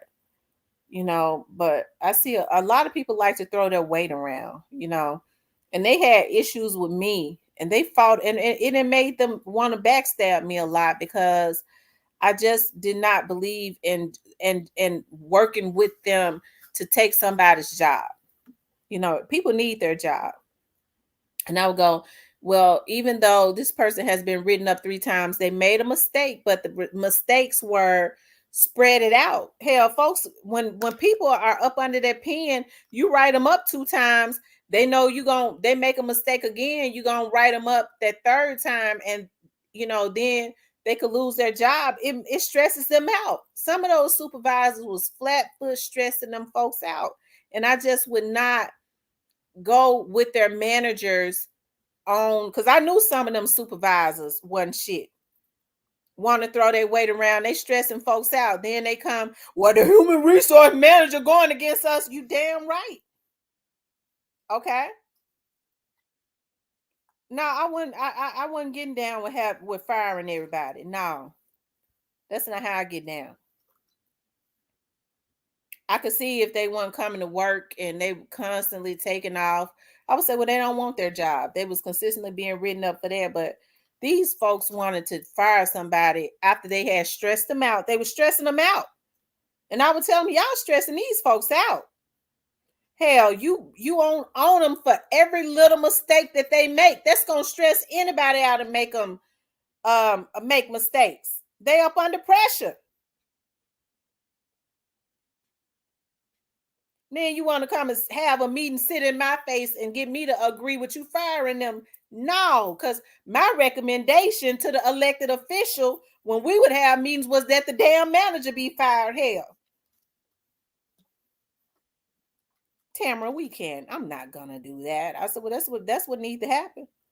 Because these folks we need to send them to some classes because these folks don't know how to be supervisors and managers. They became supervisors and managers, which was a good thing because when I got there, I was like, well, instead of outsourcing, bringing in a whole lot of people to be managers and supervisors, let's start promoting these people from within. Give them something to look forward to. You start giving the niggas some promoting them. They making more money, giving them some power. They want to stress everybody out. Ooh, Jesus. So I recommend they start going. They need to start going to take some management classes to learn how to be supervisors. Okay, because just because you're a supervisor, you don't stand over nobody's back and stress them out, and then say, "Well, they ain't doing their job right." You done stress them out. MST, that's why you're a fighter. Your dad was a soldier for real, Missy. Yes, he was a soldier. Tim, you'll be president for the people by the people, and the people not another boule puppet. You better get closer to the creator and strap up. It's about to get funky. I'm telling you. But now politicians just in it for the money. That's all. They in it for the money.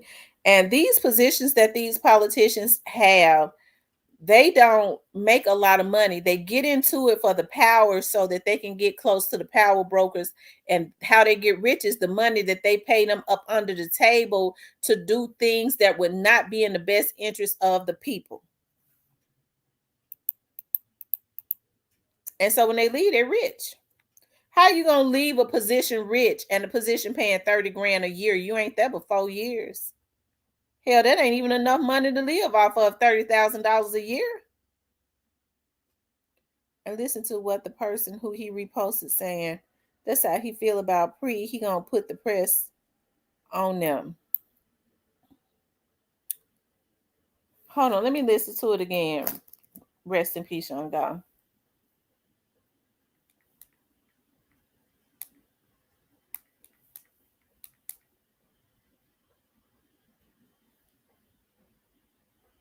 You know not to even play with me on no social media, no nothing that. You know I will press your pussy ass again and again and again.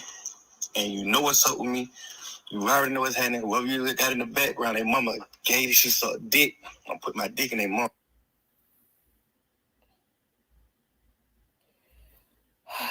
When I hear men say, when they post stuff like that, your mama suck, you know what, I'm gonna put my wing in her mouth. That sounds like somebody that'll kick somebody door in and rape their family, a sexual predator.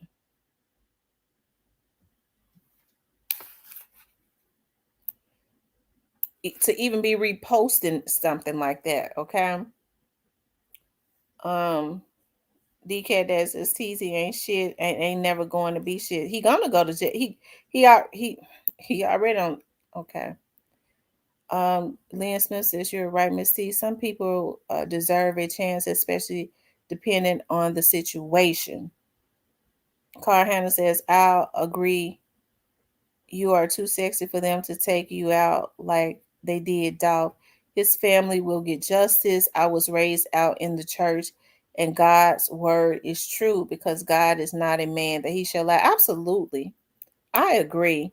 Thank you for stopping through, Carl Hannah. Good night to you too.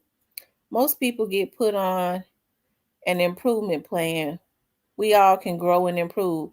That's true, Latoya. But instead, they wanted to stress people out. They stress them out. They get written up twice. Now they already up under a lot of pressure. Okay. They up under a lot of pressure.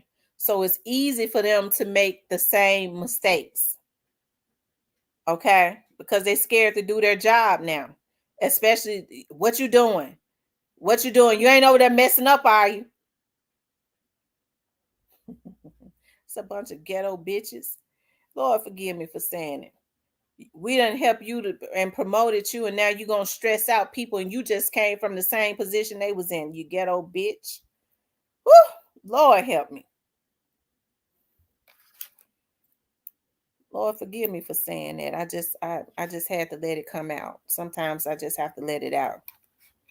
Not all politicians bad because G.A. Hardaway is good people. Is he? What? Okay. What has he done since he's been in office? Because he get elected quite a bit. What has changed since he's been there? Because he might be a good person, but what has he done for the people all these years he's been in office?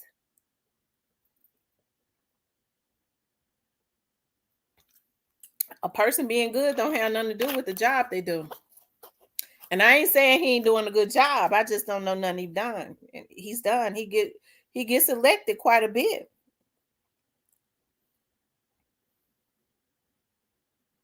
I never witnessed so much hate. Cypress was waiting on you to come out the bag. I ain't seen Cypress in here in a while. He must have left. I ain't seen Cypress. I came on a whim tonight, so it's probably a lot of people don't even know I'm on.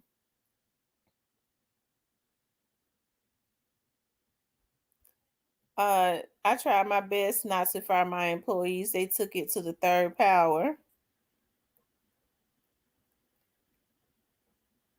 It's different when people are taking advantage. They don't come to work. They're being late every single day. They horse playing on the job. That's different. But when somebody is trying their best and you know it, and they're stressed out because there's a lot of pressure on them, that's another thing.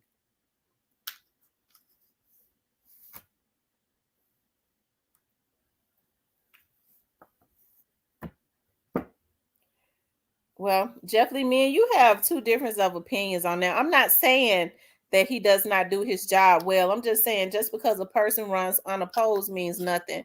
It could be because of his personality. He's ran quite a bit. People know him. Um, Unfortunately, and I'm just saying in any position, and this is my stance on it. People vote now based on race and or name recognition, but it has nothing to do with the job, them doing a good or bad job. I mean, I think it's unfortunate because I bet the majority of the people that vote for him don't know what he do. They couldn't tell you. Send Teasy's message to the FBI. Yeah, because why Teasy think he's supposed to? Teasy better sit down.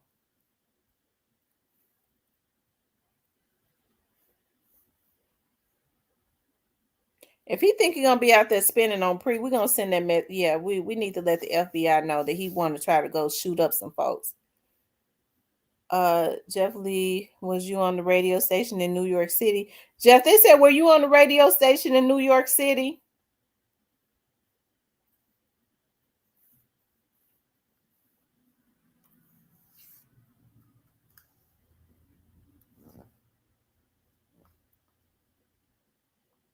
They were jealous. One, I'm a woman.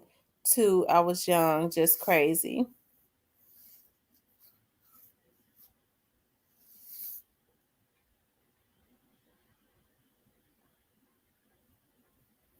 You guys, make sure you hit the like button.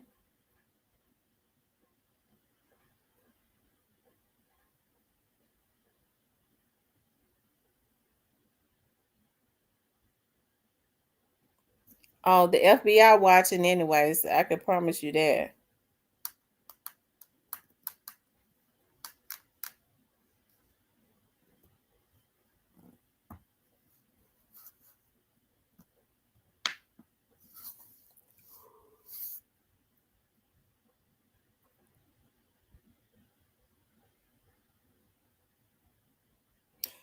He says still on the radio as a guest in New York City long time ago.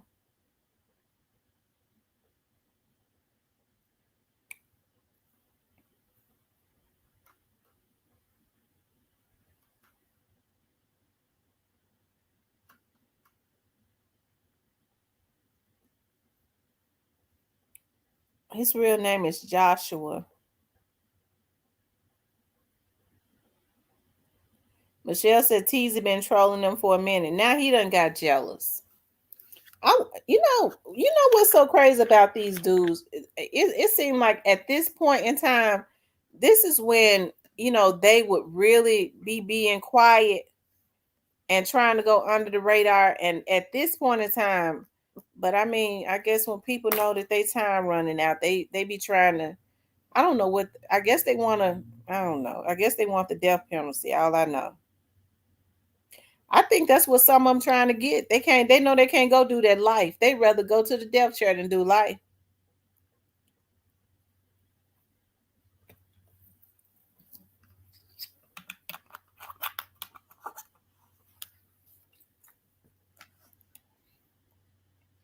Where's Cypress? We need some comic relief, Miss C. I don't know what Cypress when he must have left. I thought I saw Cypress in here earlier, but I guess he must have left. I've been clicking in other screens looking at something. You guys, please like, share, and subscribe. Like, share, and subscribe. If you haven't subscribed to the channel, please subscribe to the channel. If you would like to support the channel, you can support the channel via Cash App or Super Sticker. Let me see. Oh, here it is.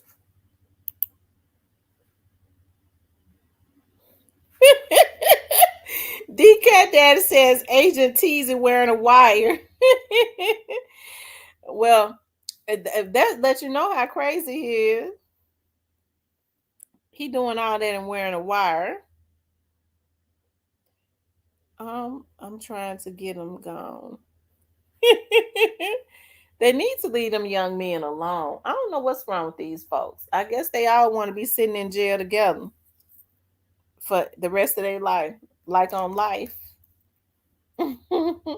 Like on life.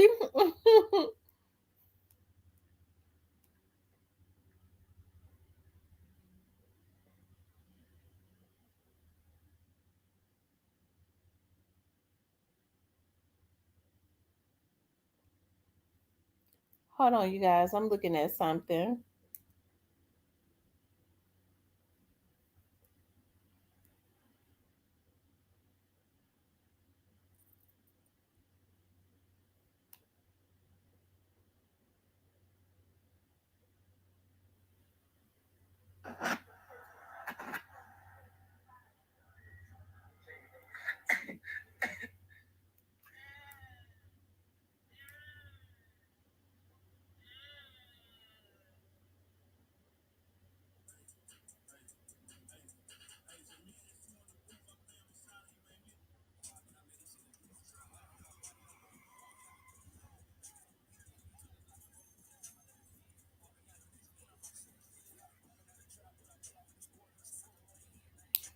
Oh, okay.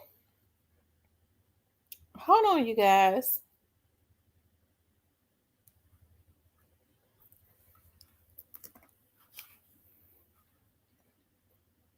He working in industries and thought the police say when you work with them, you got to let your street ties go.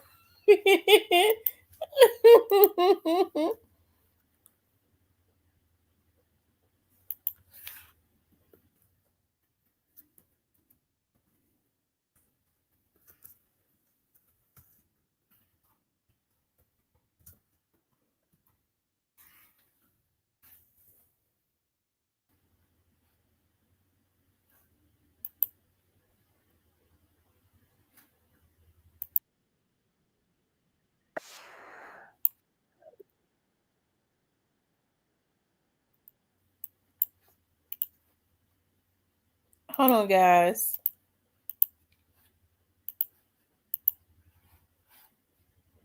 Trap together, then that's my motherfucker.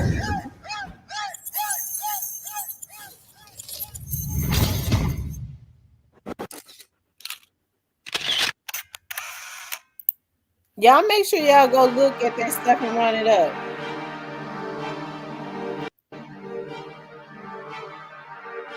Oh, gone. No.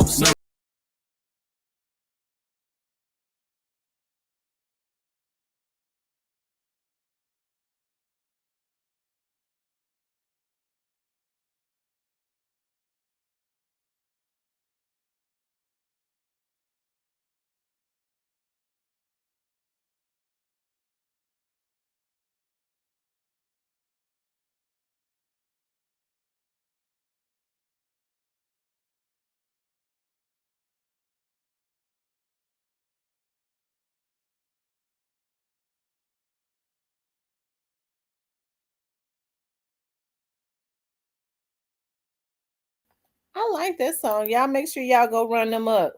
Super Trap Brothers. I like that.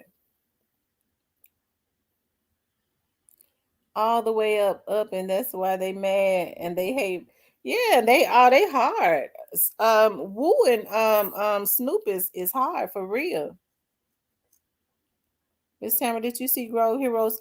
Oh my God, yes, I saw that. Let me see something. Let me see if I can pull it up.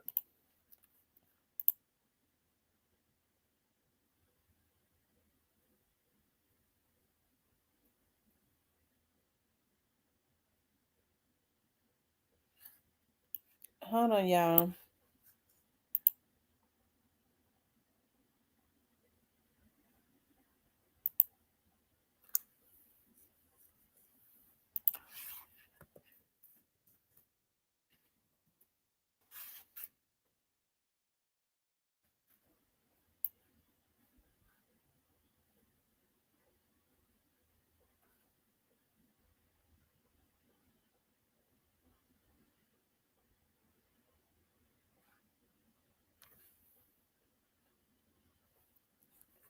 Um,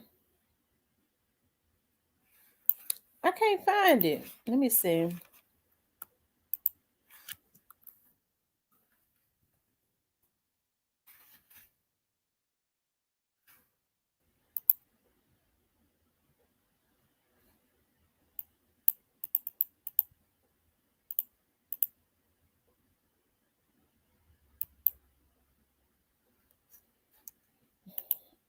But I saw it though. It was beautiful. It was really nice. So Tam, Jamie Foxx went back to the industry, huh? That's what it looks like. He went on back to the industry.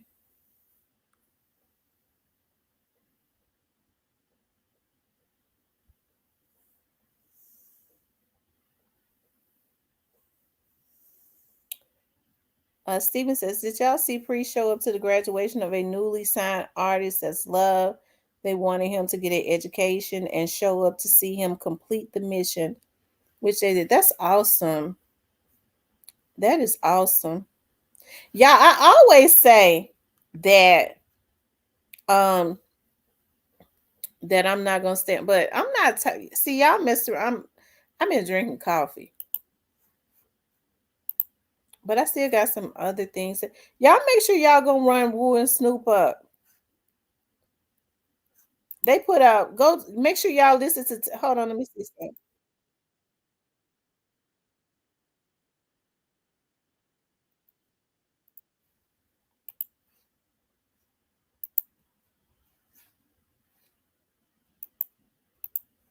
Hold on, you guys.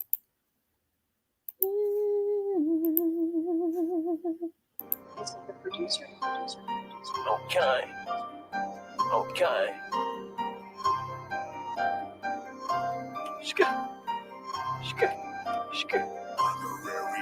Yeah. 40s on the Stingray, look like a Hot Wheel. I took the top out the drop and I switched gears. I'm out of space on these niggas, but light year. Don't fuck around with they pussy like Garfield. We bought a heart. Oh, Snoop and Woo hard. Super Trap Brothers. I love it. That was Team Player.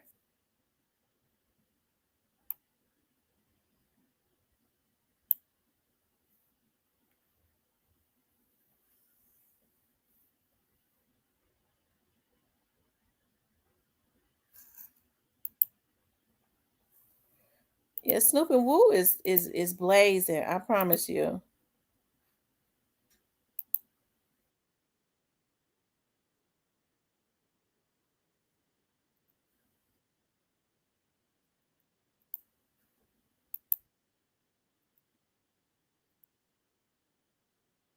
Too long. Hit a little bitch on the perch from the back. Gangsta bitch, man, she catch a pack. About money, nigga, big in the racks. All they talking, then they get your head wet. 3 chopper, 3 glocks in the mat. Headshot, and we gon' worry about the back. Arizona, nigga, I get the sack. Low touchdown, it's for the tax. Niggas pulling up and niggas gon' shop. Big money, niggas spending their guap. You get how many ever you want, nigga.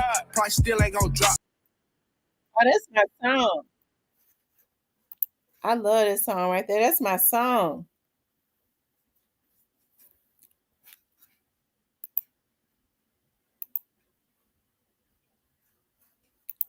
Hold on, you guys.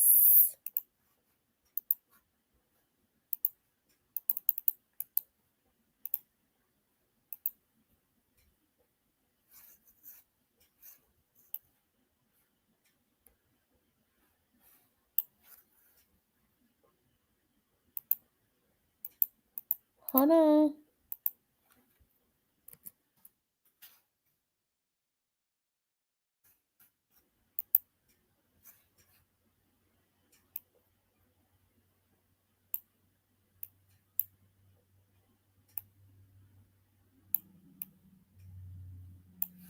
Oh, Lord.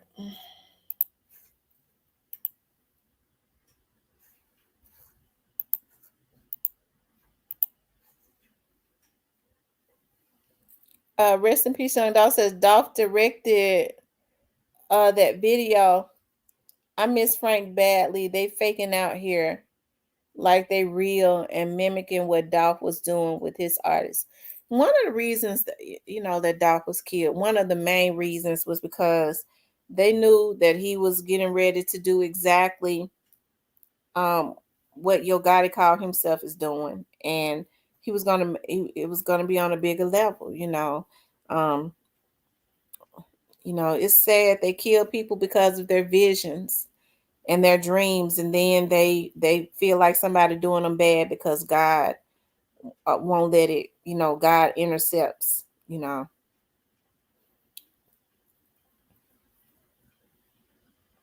That's true. They woke up the whole label thinking they shut it down.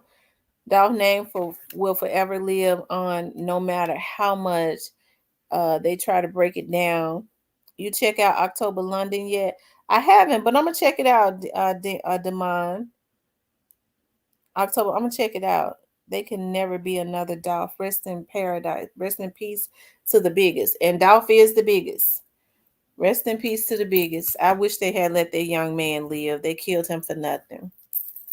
Anytime you start taking people's lives, hey, I'm happy that Steve Mulroy, and I never thought that I would live to say this, but I'm happy that Steve Mulroy has decided that they're going to start utilizing the death penalty. You have lawmakers now that are going back to see, they engineered this. They wanted this crime and stuff to get out of control because crime pays. But unfortunately, well, I hate it has to be like this, but a lot of these folks have lost their darn minds. And so what's getting ready to happen is a lot of mothers are getting ready to start seeing their children go to the death chair. And what's so sad is they're on drugs so bad. I think a lot of them want to go. They hate their life. They're strung out real bad. And I think they want to go to the death chair, and that's where they get ready to go. It's a sad thing. It's a sad thing, but that's what's getting ready to happen. That's what's getting ready to happen.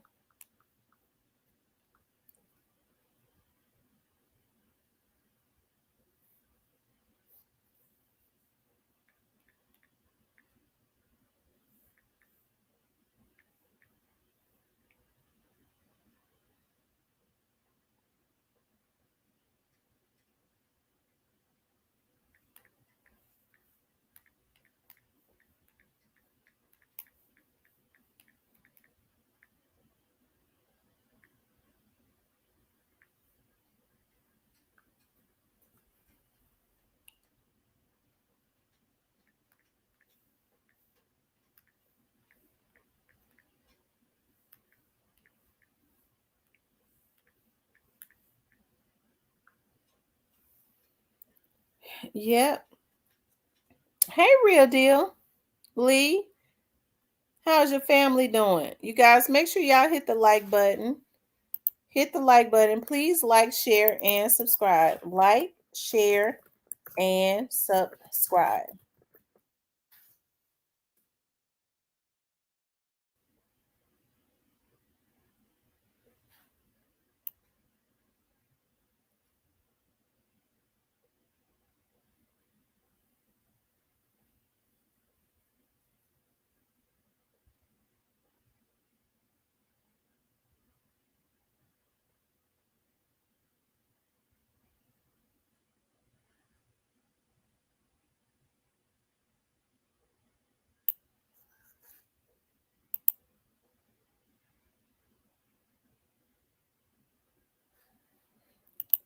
You guys, I'm working at getting a guest on. Um, I'm working at getting a guest on that to talk about some of the crime that has been going on in Memphis. And before I reveal who he is, I'm not going to reveal who he is until that is absolutely solidified. I wanted to play one more thing before I got off. Hold on, let me see, guys. I'm looking for it. Hold on.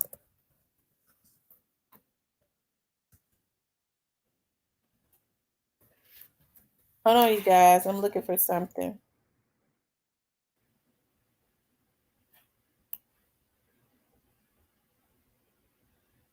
Uh, Hold on, guys.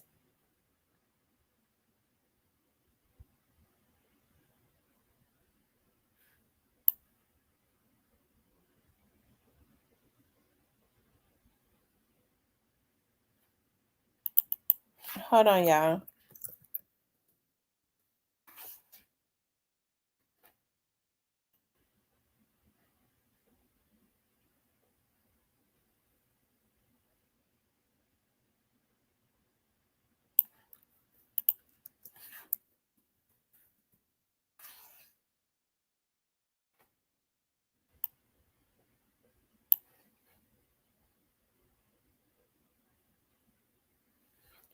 Hold on, guys. I'm looking for something.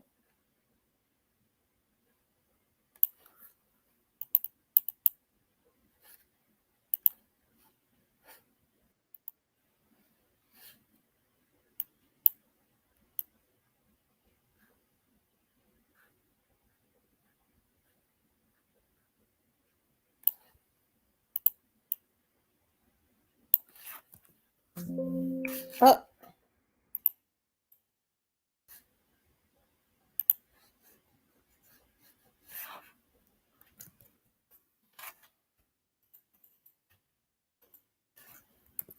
hold on, guys. I'm trying to pull up something.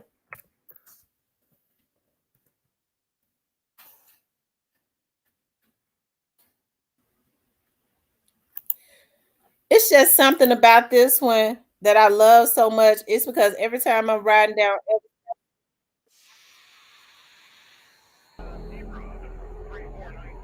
over there, I just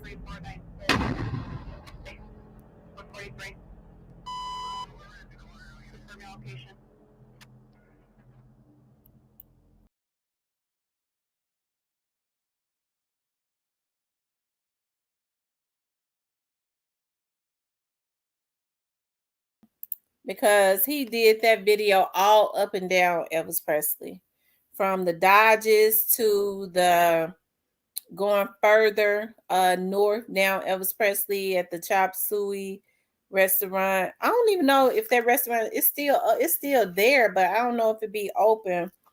And yeah, he like doing his videos on Elvis Presley around the Whitehaven area in South Memphis area. Yep. Yep, you guys.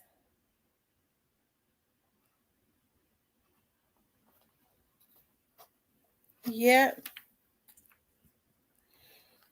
Oh, guys. Well,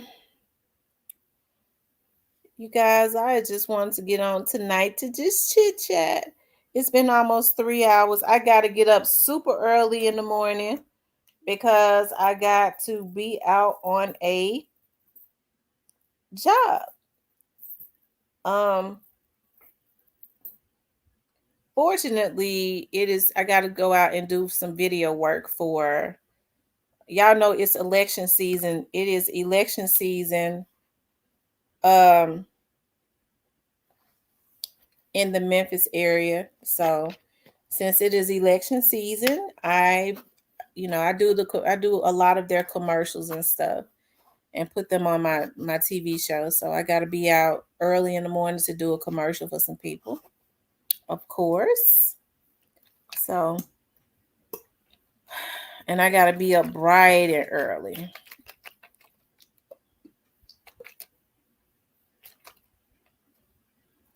And the thing about it is, when they start doing commercials, like, well, I always tell them to give me maybe like a week, but I always be finished with the editing and stuff before then. So, but I got to be there on location at 8. So that means I got to be up at 6, be out at 7, be on location at 8. Okay. And I think he said he wanted to do 3 locations. So I hate doing multiple locations, but guess what? For multiple locations, I charge more, charge extra. So I ain't gonna complain. But anyways, you guys, I definitely appreciate you guys getting on. But what I'm going to do is I'm going to start talking to some of these folks about when they start coming over for their interviews, about them putting a statue in downtown Memphis of young Dolph. That's what we want. We want a statue. Young Dolph, like I said, when you think of Memphis, you think of young Dolph. Young Dolph, I mean, I hate the way that it happened, but I mean, just Memphis is Dolph. Okay. When you hear Memphis, you think of him automatically.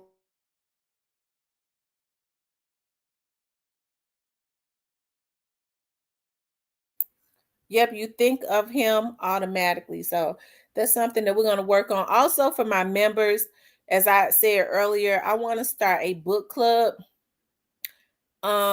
So members, I'm going to start doing lives in the membership so that we can start talking about it. I hope that you guys want to participate. I do. I hope that my members would love to participate in this book club situation. I think that it could be a blessing, and there are some things that I have been writing down that I would love to do with you all as it relates to the book club. I think it's going to be awesome. It's going to be more than just reading books, okay?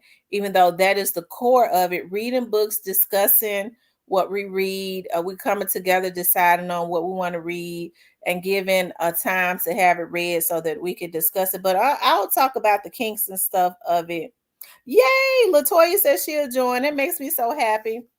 I love reading books. I'm telling y'all, I'm happy that you all get to, we'll all decide on what it is that we're gonna read. Because if y'all leave it to me, we'll be reading about nothing but crime and autobiographies. And I know we don't want to just do that. I want to, and I like reading about other stuff, like educational stuff, I could sit and read about that all day, but anybody know of a good book?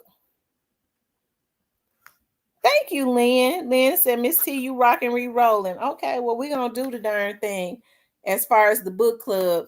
Oh, my God. I am so freaking excited. I am, because like I said, I have so many ideas for the book club. And I think it would definitely be beneficial to everybody. I do. I think it's going to be a blessing. I think it's going to be a blessing. And I want to talk. I can't tell everything right now. We'll talk about it in the members situation. But we're going to do a book club. So if y'all got some books and stuff, y'all know of a book. I'm talking about my members. Y'all know of a book. I love the oldies but goodies. Coldest Winter by Sister Soldier. Ooh. I know y'all gonna listen, y'all, but y'all gonna think my kids already been calling me goofy because I was upset about the cows and stuff. But I'm gonna tell y'all something. I'm already gonna tell y'all a book that I'm gonna recommend, and I'm gonna read it again. Is y'all know Harriet Tubman had written a book? She wrote 2 book autobiographies. She couldn't read and write, so it was translated by a white lady. What Harriet Tubman said, she translated it. There's 2 books that she wrote while she was still alive. Harriet Tubman in her own words. I definitely want us to read one of those books. That book is going to inspire you all so much. Everybody get to recommend a book or whatever. That's just one of the ones that I'm going to recommend. We'll vote on it, but that's just one of the ones I'm gonna recommend because I just think that y'all gonna be so inspired. Her book is on Amazon and it's only like, I bought the digital one, and so it was only like $3 because you could read it. You could buy the book itself, or you can buy it digitally on Amazon. I bought it digitally, and it's so very inspiring how brave she was. And the mere fact that it was Harriet Tubman in her own words is like, I was just like in awe. I was like, oh my God. I had no idea that she had written a book while she was alive. Like I said, it was translated because she couldn't read and write. So there was a lady that translated it, wrote it, and wrote down the words and things of that nature. An editor or whatever. 100 Years of Lynching by Raph. Ooh, I definitely got to see that. There's another one that I'm a recommend, and then we'll vote on it if you all want to read it. Oh my God, what's the name of that book? God, I'm gonna think of it in a minute. I can't. Hold on. Let me see something, you guys. Because I love I love stuff that's going to help. Let's see.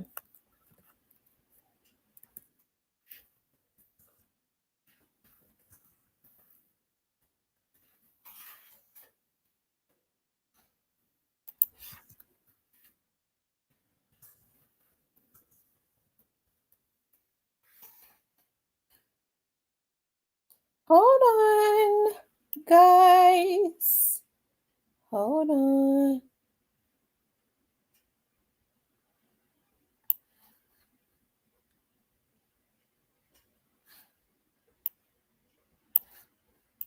Hold on, you guys.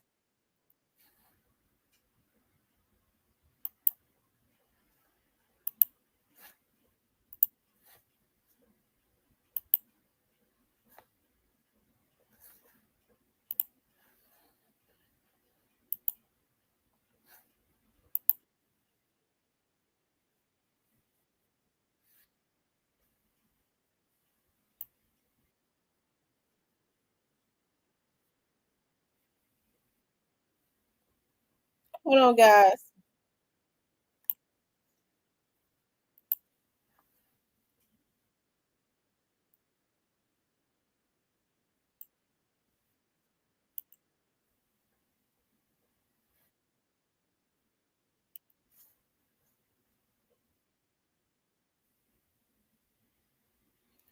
Hold on, guys. Oh, Tom Burrell brainwashed.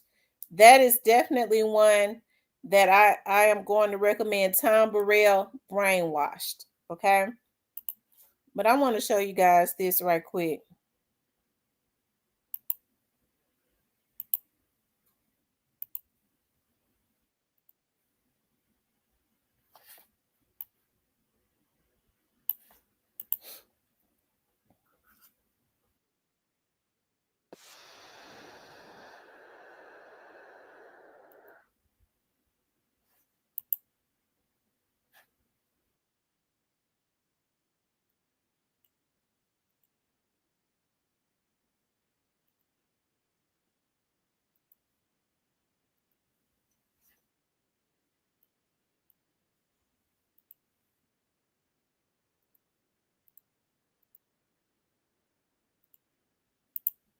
Question that we have to ascertain is agenda.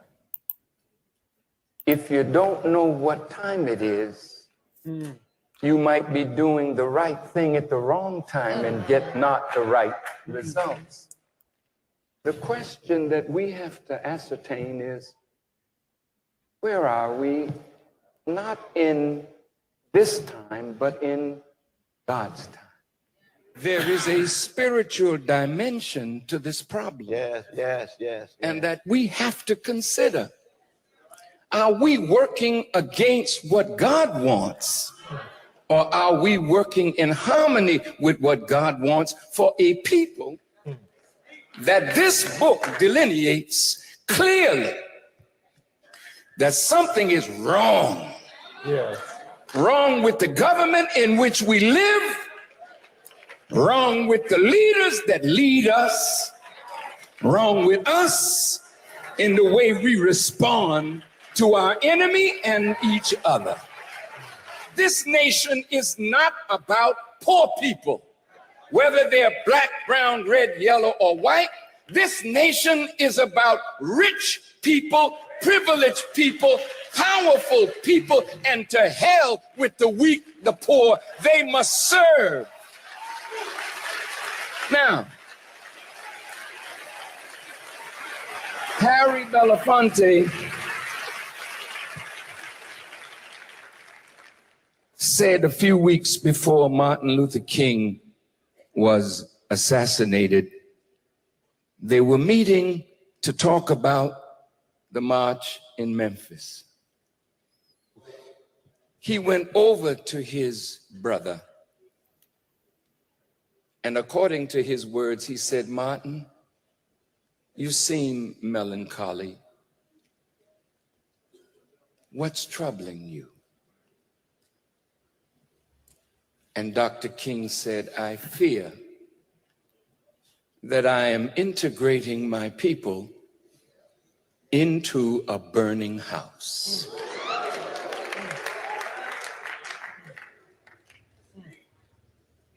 We don't see the fire, but the house is burning. He said to my dear brother Harry Belafonte, we have to be firemen to put the fire out. I said, no, we must let the fire burn. When John baptized Jesus, he said, I baptize you with water, but there's one coming after me that will baptize you with fire. Why fire? Because nothing remains in its present form when fire touches it. America must be burned. Listen to me, because I really don't care no more about what anybody thinks. Because if we're going to go down this road and make a covenant, we can't make another covenant with death. You said, Tavis, what is that word about promise?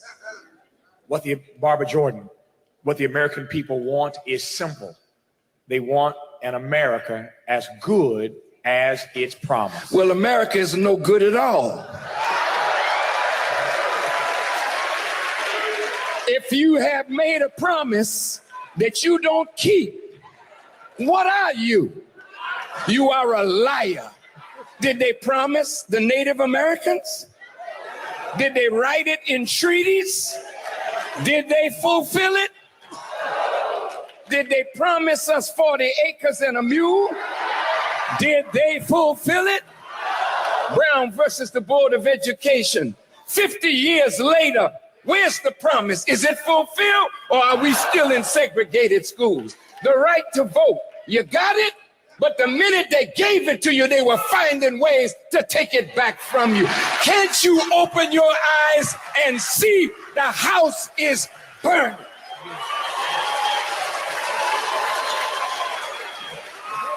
We are dying every day, and we're in a hell of a condition because we've made a covenant with a government that is death itself, with a people that have lied to us, deceived us, and murdered us, and rubs us good on one side and kicks us in the behind on the other. You are a deceived people. If you don't have the testicular fortitude to say what needs to be said, then sit down and stop trying to say you speak for our people and the hurt of the poor. Now I close. Excuse me. I think I'm getting excited.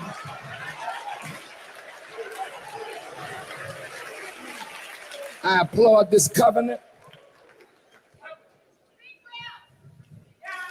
but it demonstrates our impotence, because in many of the chapters it keeps going back to not only what we do, but really we start looking to the same liar that has continued to promise but never fulfill.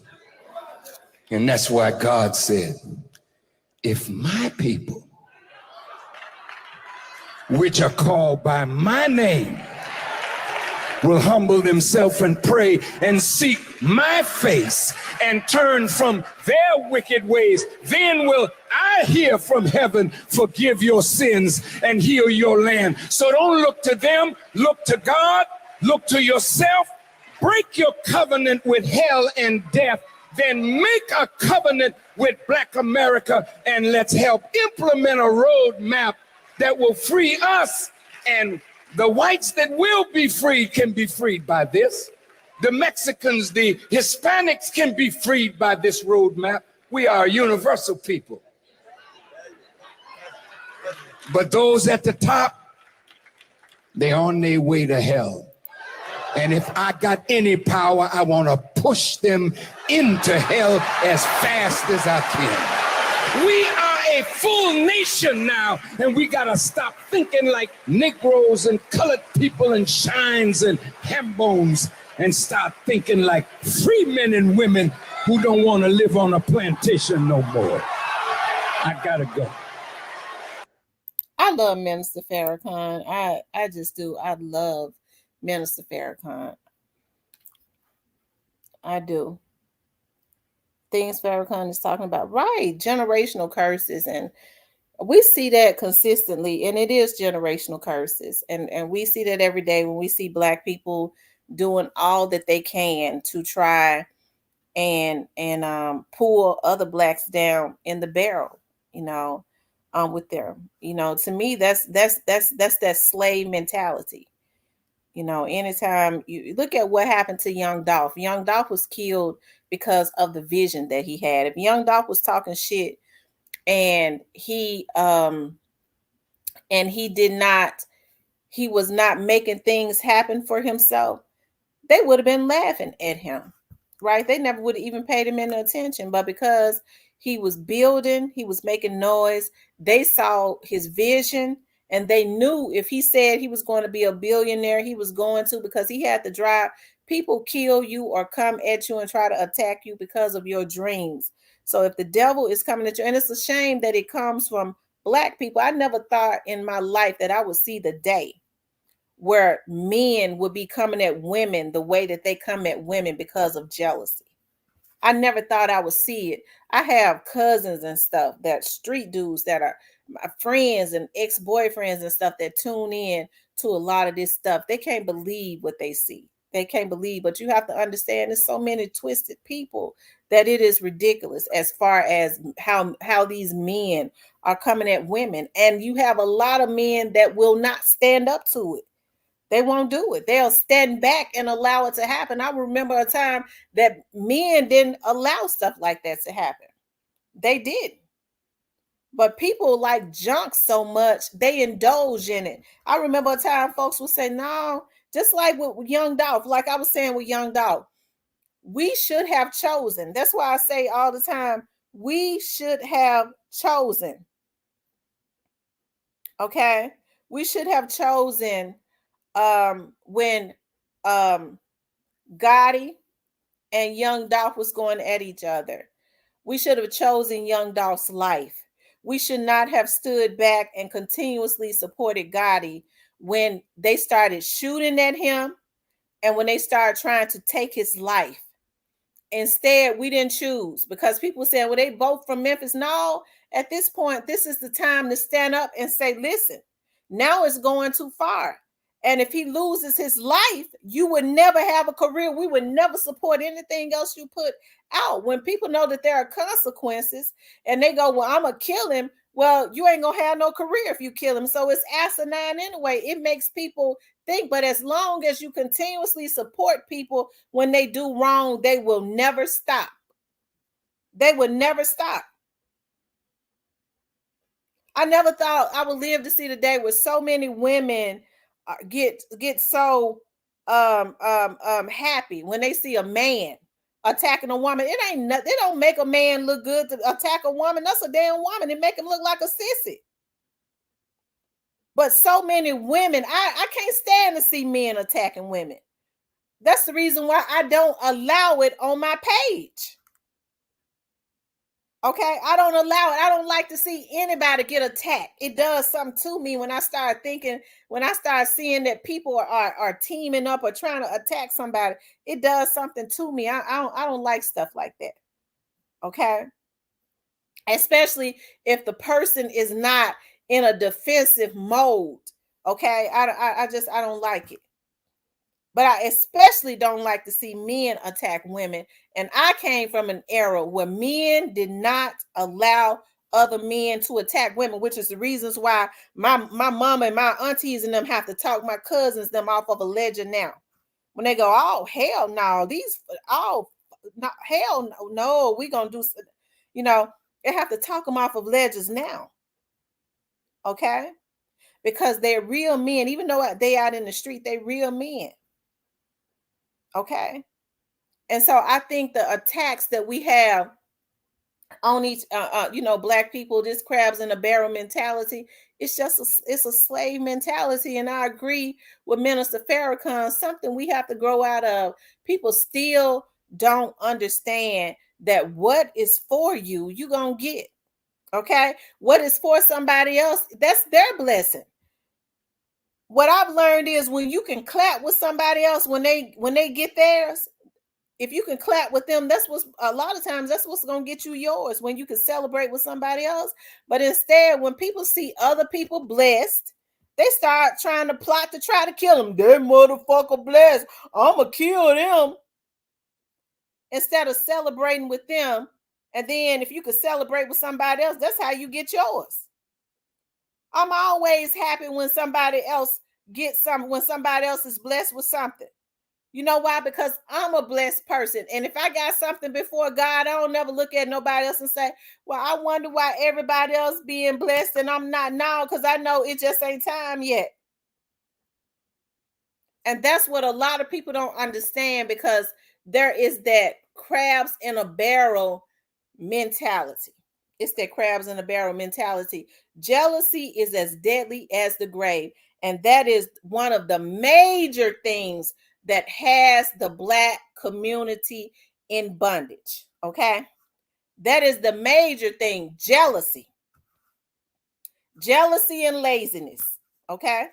Because it's a lot of people want what other people got, but they ain't willing to do what that person doing to or has done to have it.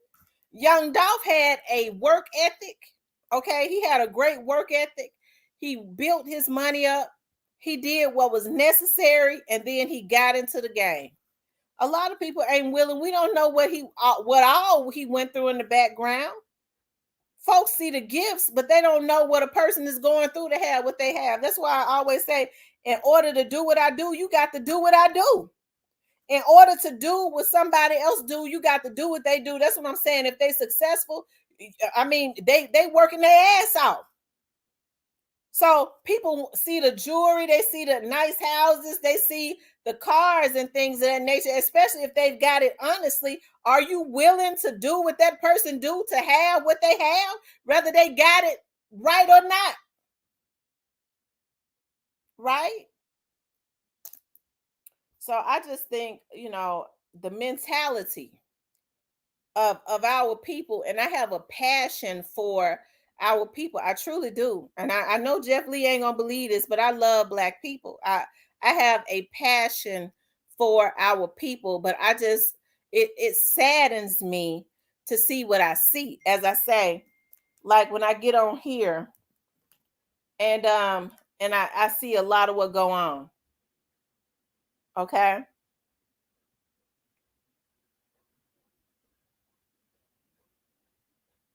Hold on for a second, you guys.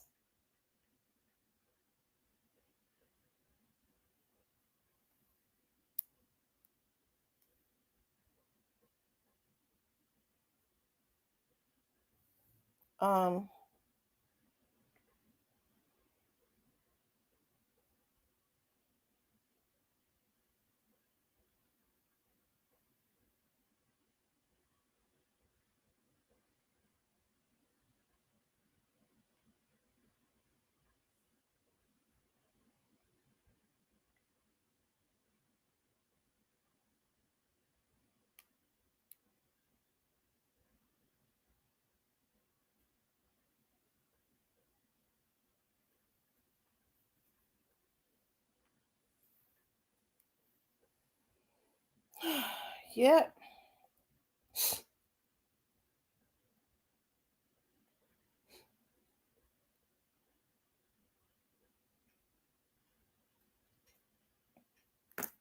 Let me read the comment. Who is still in here, you guys? Let me see who's still in here before I close out. Letitia says they get mad. It's sad.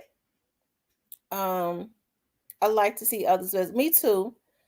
Like Tupac says, I gotta get mine. You gotta get yours. Wing, it hurt me because my grandma left me with everything, and I get so much hate with my family. Wow, that's normally how it is. Real deal, Lee. I promise you. People get jealous. What God has for you is for you. Got to stay in prayer. Real is a must. But my mom said to me, when it's all said and done, you will know who have your back. Absolutely. Most folks can't stand in those who they envy shoes. They couldn't stand in their shoes. They couldn't carry their briefcase. They'd fall over. They can't carry nothing that they got. But they want to take somebody out of their life because of how hard they've worked to attain what they have. Okay. And the blessings that God has put up on them. People killing folks because God blessing them. God blessing that nigga. I'ma kill him. And that's the reason why they get ready to start going to the death chamber. So hopefully if nothing else, because see, I'm gonna tell you something. These folks try to use drugs as an excuse to do what they do. Well, I was on drugs. I was off of my meds. I told y'all they saying them, a lot of them folks that we've seen on the news that's been on the news, like Ezekiel and the guy that went over there to the news station, they down there hollering about they was off their medicine. Okay. Or well, Ezekiel was given a bad drug. They said Ezekiel down there going to school every single day making good grades, something that he should have been doing. And that is because he is on his meds on the regular. Okay. The other guy talking about, that shot up into the news station talking about he don't know him to do nothing like that. He was off his meds. See, these folks on these damn meds because they brain drugs have has eaten their brain up, has fried their brain. So now they have to go get on mental meds and they're manipulative. Most folks on meds is manipulative. They try and use that to do anything that they to as an excuse for what they do. They feel like they're going to send me over there to the crazy house and I'm going to do a couple years and they're going to let me back out because I was on meds. That's the reason why I say if they're a threat to you, smoke their ass. Smoke them because they flat foot put paper on them and smoke they motherfucking ass because they using that now because they know they sent them over there to the crazy house, they think, and then I'm gonna be out in a few years because I'm documenting it going back and forth to the crazy house. That's how manipulative they is. I'm on medicine. Kill the motherfucker if it's a threat to you. I'm tired of these folks using mental meds and their brain being scrambled because they on drugs as an excuse. That's the reason why they do the shit they do. Whew, Lord, don't get me started. I was getting ready to get off. Whew. Oh, I had got upset. Get your gun and smoke them. Okay? So I'm not mad at Mr. Mulroy for saying, hey, if the death penalty, I was listening to him say that. If the death penalty is against the law, it shouldn't be on the books. He said, hey, we got to do something to stop this crime and deter it. It's a damn shame that you have to send young black men to the death chair to stop them. That's where they're going. And it's a damn shame the types of stuff that they do. I was talking to an officer yesterday, okay, that was over at my office. And he was saying that he was talking about this human trafficking. And he said it's unfortunate because he thinks that there is a serial killer on the loose around the Memphis area because so many young girls have been coming up dead. He said like runaways, girls that, meet people and hanging out with certain folks. They coming up dead. Why they don't put that out in the news, I don't know why they don't do it, but he said, I think it's a serial killer out. Okay. Love you too, real deal, Lee. And we still be praying for you and your family. And I hope that gets better. But don't let nobody make you feel guilty about nothing that your grandmother has left you. Okay. She left it to you because she wanted you to have it. And so you don't let nobody make you feel guilty about your blessings, okay? But, I think it's a shame that a lot of what's happening now is these young dudes who look at a lot of these movies and things of that nature, and they decide they want to be a serial killer. They decide that, man, we gonna do this and then we gonna kill her. They get ready to take their ass to the death chamber. Now, what we have is we have a lot of parents out protesting with signs up. You knew your son was coming in with blood all over his shirt, a damn knife in his hand, because he's a damn Jeffrey Dahmer. You seen him come in and looked at him and kept looking at the damn TV. Now all of a sudden, because they done called him and said, we gonna fry you, you going to the, because see, Tennessee still got the electric chair. That sure is a cold way to die. Okay. They wants to fry my son. He done killed everybody's daughter in Memphis almost, and you sitting up talking about we supposed to protest. Ain't nobody gonna protest for your son. Hell, they want him to go to the death chair. Maybe their damn kids can live now with him being gone. But don't nobody want to do nothing about what's going on. They don't want to be They don't want to be proactive. They want to be reactive. Now all of a sudden your son the best damn child that there ever was. You been knowing your son was killing folks and eating them. You was looking at him. You didn't care about him doing it because he was taking money out their pocket before he ate them and brought them to you, brought the money to you. That's what I'm talking about. Our people got to get our heads up out the damn sand. Okay?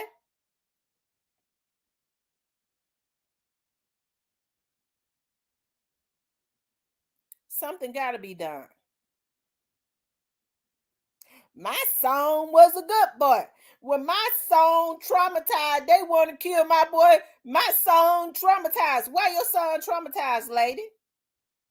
He had been traumatized from all the trauma he went through. Thank you, real dear Lee. He had been some trauma. I love you too. He had been traumatized from all the trauma he went through when he was growing up. Did you raise your son, lady?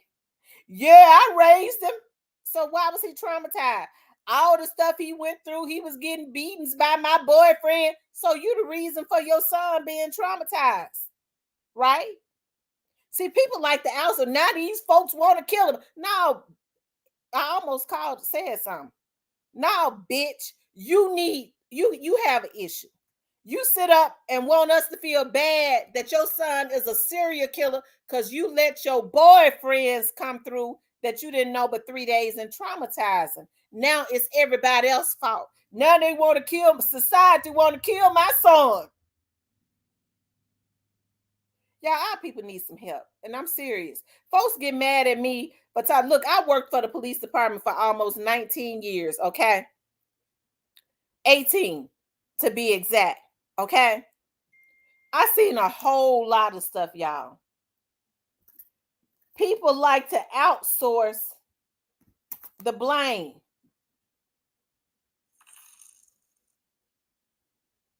Thank you, who done it, for the Cash App. I appreciate it so much. People like to outsource the blame. Society trying to kill my son. Okay? And you the reason that he traumatized. How come folks ain't protecting their kids and trying to raise them up in a healthy home? If nothing else, if you damaged, the least thing you could do is protect your kids. Instead, you got mamas that's okay with what their kids do as long as they benefit from it. You know, you've been knowing your son was burglarizing all the houses in the damn neighborhood. Then when somebody kill him, they ain't have to kill my boy. Folks ain't gonna work hard for your son to come up in there and take their stuff. But mama didn't have no problem with it because he was bringing her back all the old folks' jewelry and clothes and hats and shit. She crazy enough to walk up out of her damn house with her neighbor's hat on. She knew her damn son, like the lady ain't gonna know her stuff. She knew her son was burglarizing all the houses in the neighborhood. But when somebody kill them, now they want to protest. Okay? They out here killing all these folks. Your son done killed I don't know how many people. And you knew he was doing it. I don't feel bad about what they get ready to do to these boys with this grand theft larceny. These mamas know that these boys parking these $200,000-$300,000 Maseratis in their garage Ma'am, didn't you know that car was stolen? I ain't know that car was stolen. I had thought it was his friend's car. I thought it was his car. Ma'am, how you think that was your son's car? Your son won't even get up and wash his ass. How he gonna afford a $250,000 car? He won't even brush his teeth. But he can afford a $250,000. You knew it was stolen.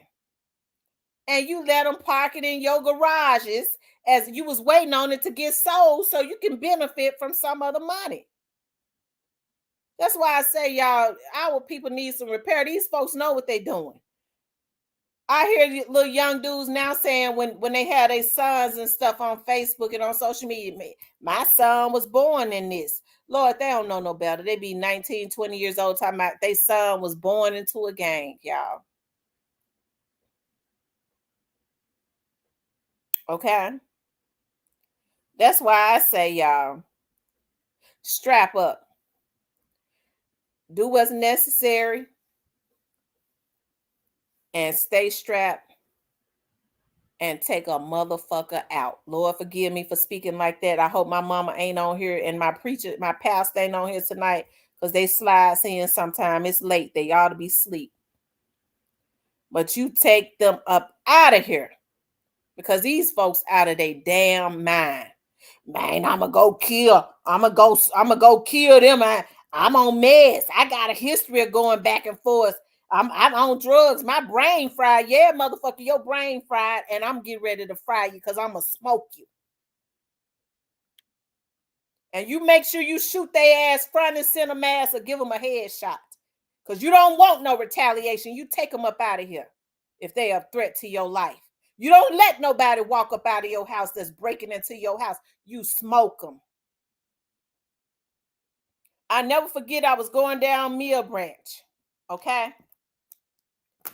And I said, dog, what is going on? I saw the Iranian store, y'all. And it was nothing but smoke. Okay? I mean, it was smoke. I thought it was a fire that had been in the shop. I said, what in the hell went on there? They said some black boys thought they was gonna go up in that Iranians. They was brave. You know they brain was they was tweaking because they don't mess with the Iranians. You know they was tweaking. They wanted a hit bad. It was smoking just like it was on fire. They said them Iranians shot them back up out of there. Cause see, with the Iranians, they feel like it's an honor to die. They gonna go get their 7 virgins. That's why them black folks don't. Them black boys that be robbing all these black folks and terrorizing their neighborhood. They don't mess with them Iranians.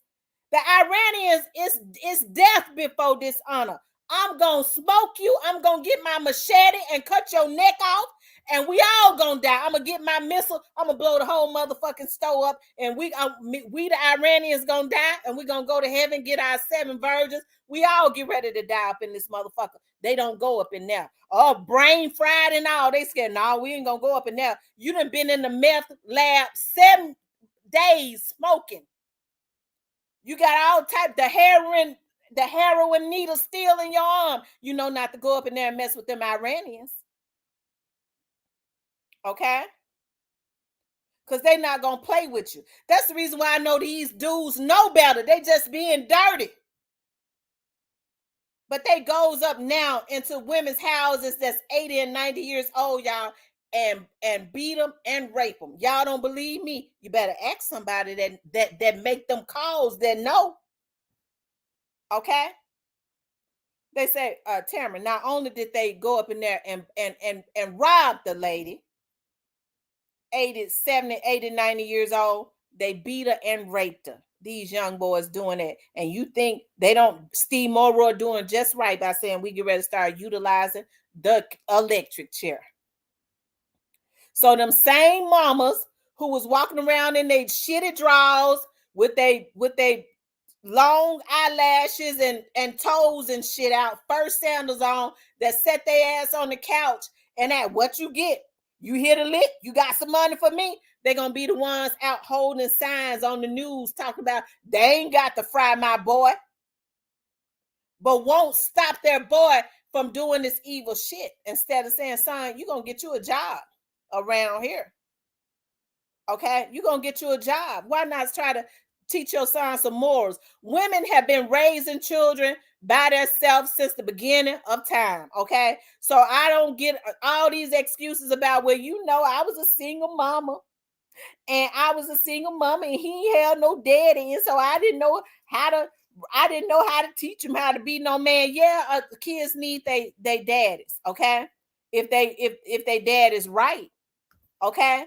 But women have been raising sons by themselves since the beginning of time, and they didn't come out being like what we see now. Hell. So that's an excuse. Instead, these folks want to see their kids do wrong as long as they benefit, but then when it goes left, that's when the problem come in and they want to play victim. I never in my life thought I would live to see women tell they daughters, shake what your mama gave you. They telling their daughters, they putting their daughters in the bed with old men. I need my light bill paid. He wants my daughter. Okay? It's sad, y'all. It is. And so I don't have the patience no more. I think with our community be wanting for people to put a titty in their mouth. I got big breasts, but I ain't get ready to put it in no grown person's mouth, not unless it's my man. Okay. If folks always want to pacify in their mouth, okay. If you in your 20s and 30s and 40s and you need a damn pacifier in your mouth, you is retarded. Okay, use a damn fucking retardo. All right? Don't nobody want to hear no truth, but you had been hard on the black community. Hell, I'm in the black community. If I don't say it, it won't get said. Yeah, you right. We've been oppressed. We have to rob and steal. Motherfucker, they hiring up there at McDonald's. I ain't gonna work flipping no burgers. I'd rather go kill somebody. And that's why they got to start taking their ass to that death chamber. Okay? That's right. Putting their daughters in the bed with the old men at a young age, getting them the worms early on. Okay?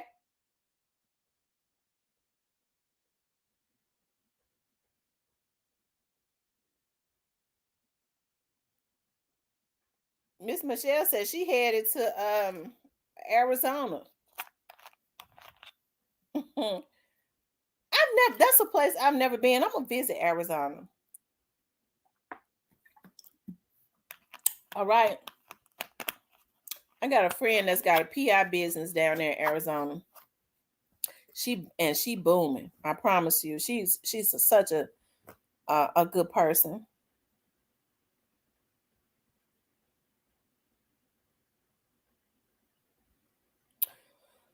But y'all know I ain't mean to get into no priest. Cypress says I'm preaching and praying against Cypress. I don't think I prayed yet, but I'm gonna pray at the end though. I have to go ahead and get my stuff in. I be mad for real. I do. I really do. I be mad for real because our community needs to do better. Okay, our community got to do better. You got folks that sit up and talk. You got folks that sit up and talking about I'm gonna smoke somebody. I smoke my own mama if she disrespect me. That's what these little raggedy pissy kids saying now.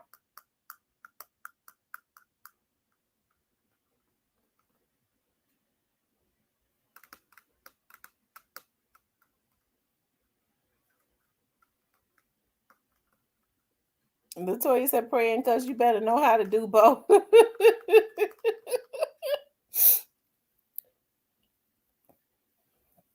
But I think it's a shame. And I'm not surprised. Like when people, I'm talking about as it relates to this young Dolph situation.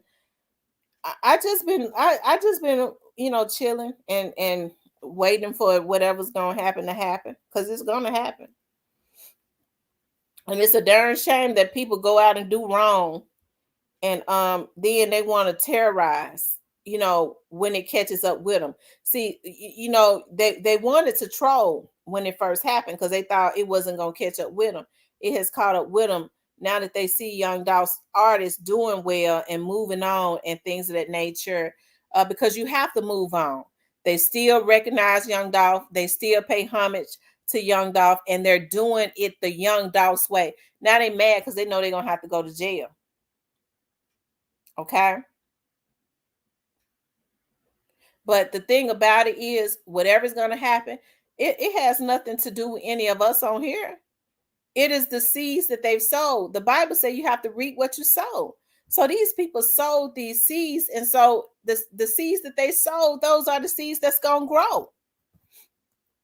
And so I hate these little dudes are on pills and on all kinds of fentanyl because folks sending them out.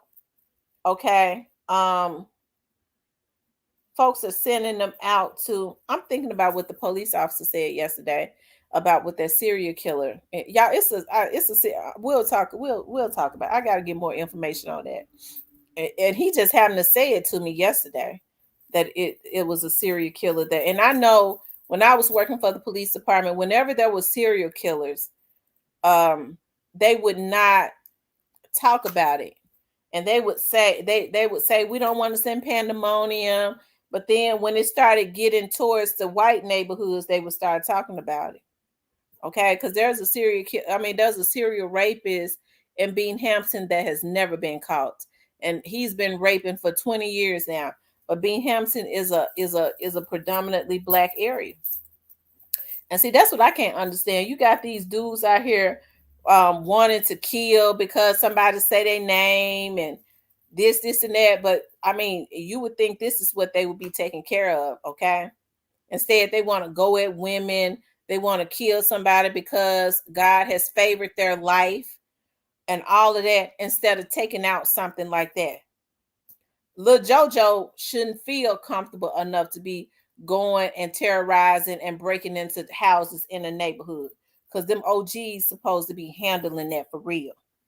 They supposed to be handling that, and they supposed to have been untrained the little dudes up under them to be militant like that. Well, y'all, you ain't get ready to tear up this neighborhood.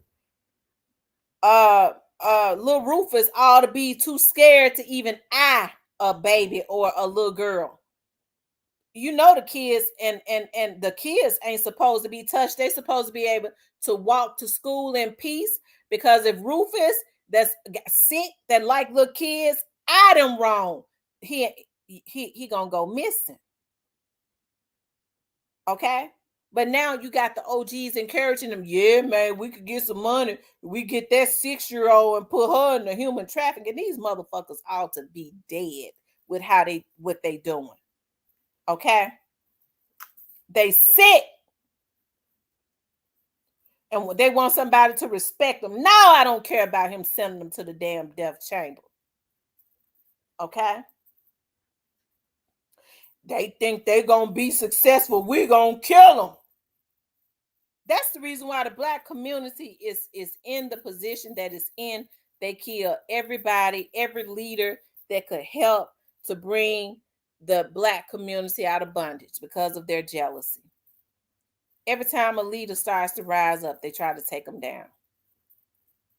Okay. You used to have other women trying to take down other women. Now you have these cis-ass men that get jealous trying to take down other women. That's just too low. If I was a man, I'd feel low trying to take down a woman. I'd feel the bottom of the barrel. I would feel just like I was a pig at the bottom of the damn mud. Okay.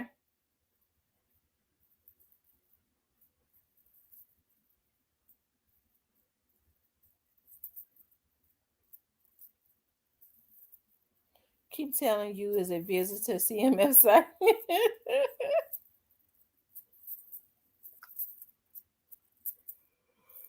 Oh, anyway, y'all, I'm gonna get off here. Y'all know I have to say a prayer before we get off.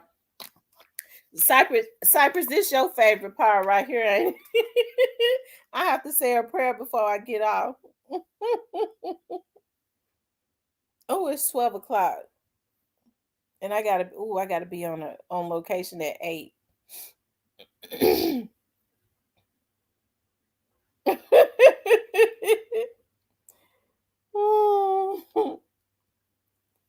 Okay. Okay, you guys, I'm getting ready to say a prayer. First, God, I just thank you for a great live tonight, Lord. I ask that you watch over everybody that was in this live, to include me and my family, my subscribers and their families. No weapon formed against any of us shall prosper.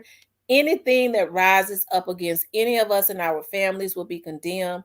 I ask God to just protect us as we go on our day-to-day journey, even tomorrow, God. For those who has to go on a job, I ask that you go before them. Any evil eyes that looked in on this live with bad intentions, spoke out any curses, any evil thoughts, we reverse the curse and send it back to the sender.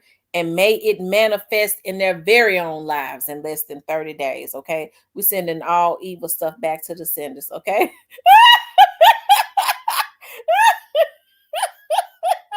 Look, Real Deal Lee says she praying, Cypher. Y'all know I have to get my prayer in. Real Deal Lee says she praying, Cypress. Cypress bowed his head. I'm telling you, he done fell right in line, child. Cypress falls right in line now. He know what it's gonna be. That's right. I'm gonna cuss you out and then we gonna pray. Okay, that's how we do it. That's how we do it over here. We're gonna pray and ask God to forgive us and ask God to watch over us, and we're gonna go to sleep.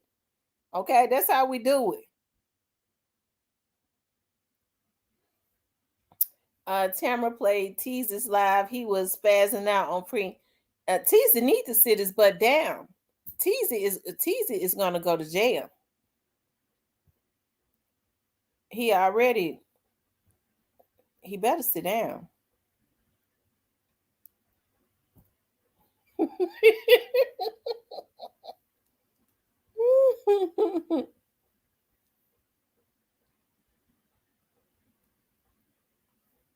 I'm telling you, Cypress, especially if they piss me off. But my moderators begin when they come in here trolling. My moderators get them out. They don't be playing. Shoot, if they think you looking wrong and huffing up wrong, my moderator's gonna get you up out of here. And I thank God, because a lot of times I don't even see the people. They get them out when they come here trolling. They get them out of here so fast. I don't even see them. I don't even know they've been in the chats. Okay.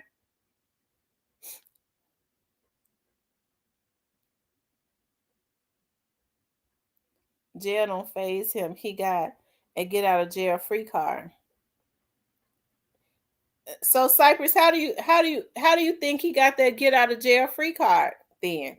That's what I want to ask you. How you think he got that get out of jail free card? Because now you can't be out spazzing out if you got to get out of jail free card. It does not give you. I mean, shoot. When you start, I do know this. When you start working with the government and things of that nature, a lot of people are crazy enough to believe that because they work with the government, I'm just saying anybody, and they have these get out of jail free cards that can't be revoked, that they can go out here and do anything they want to do. But I mean, it ain't gonna work out for them. Cypress, now you a troll. He said snitching. They said taking that meatloaf to 201 Poplar. It's gonna be interesting. Oh, y'all. I wish Jamarcus go to court tomorrow at normally court starts at 9:00. I think he's got court tomorrow at 9. I wish I could. I guess I'm gonna have to talk about it when I get home tomorrow, because I'll be out on location tomorrow, so I won't even be at the office to be able to log in and talk about it.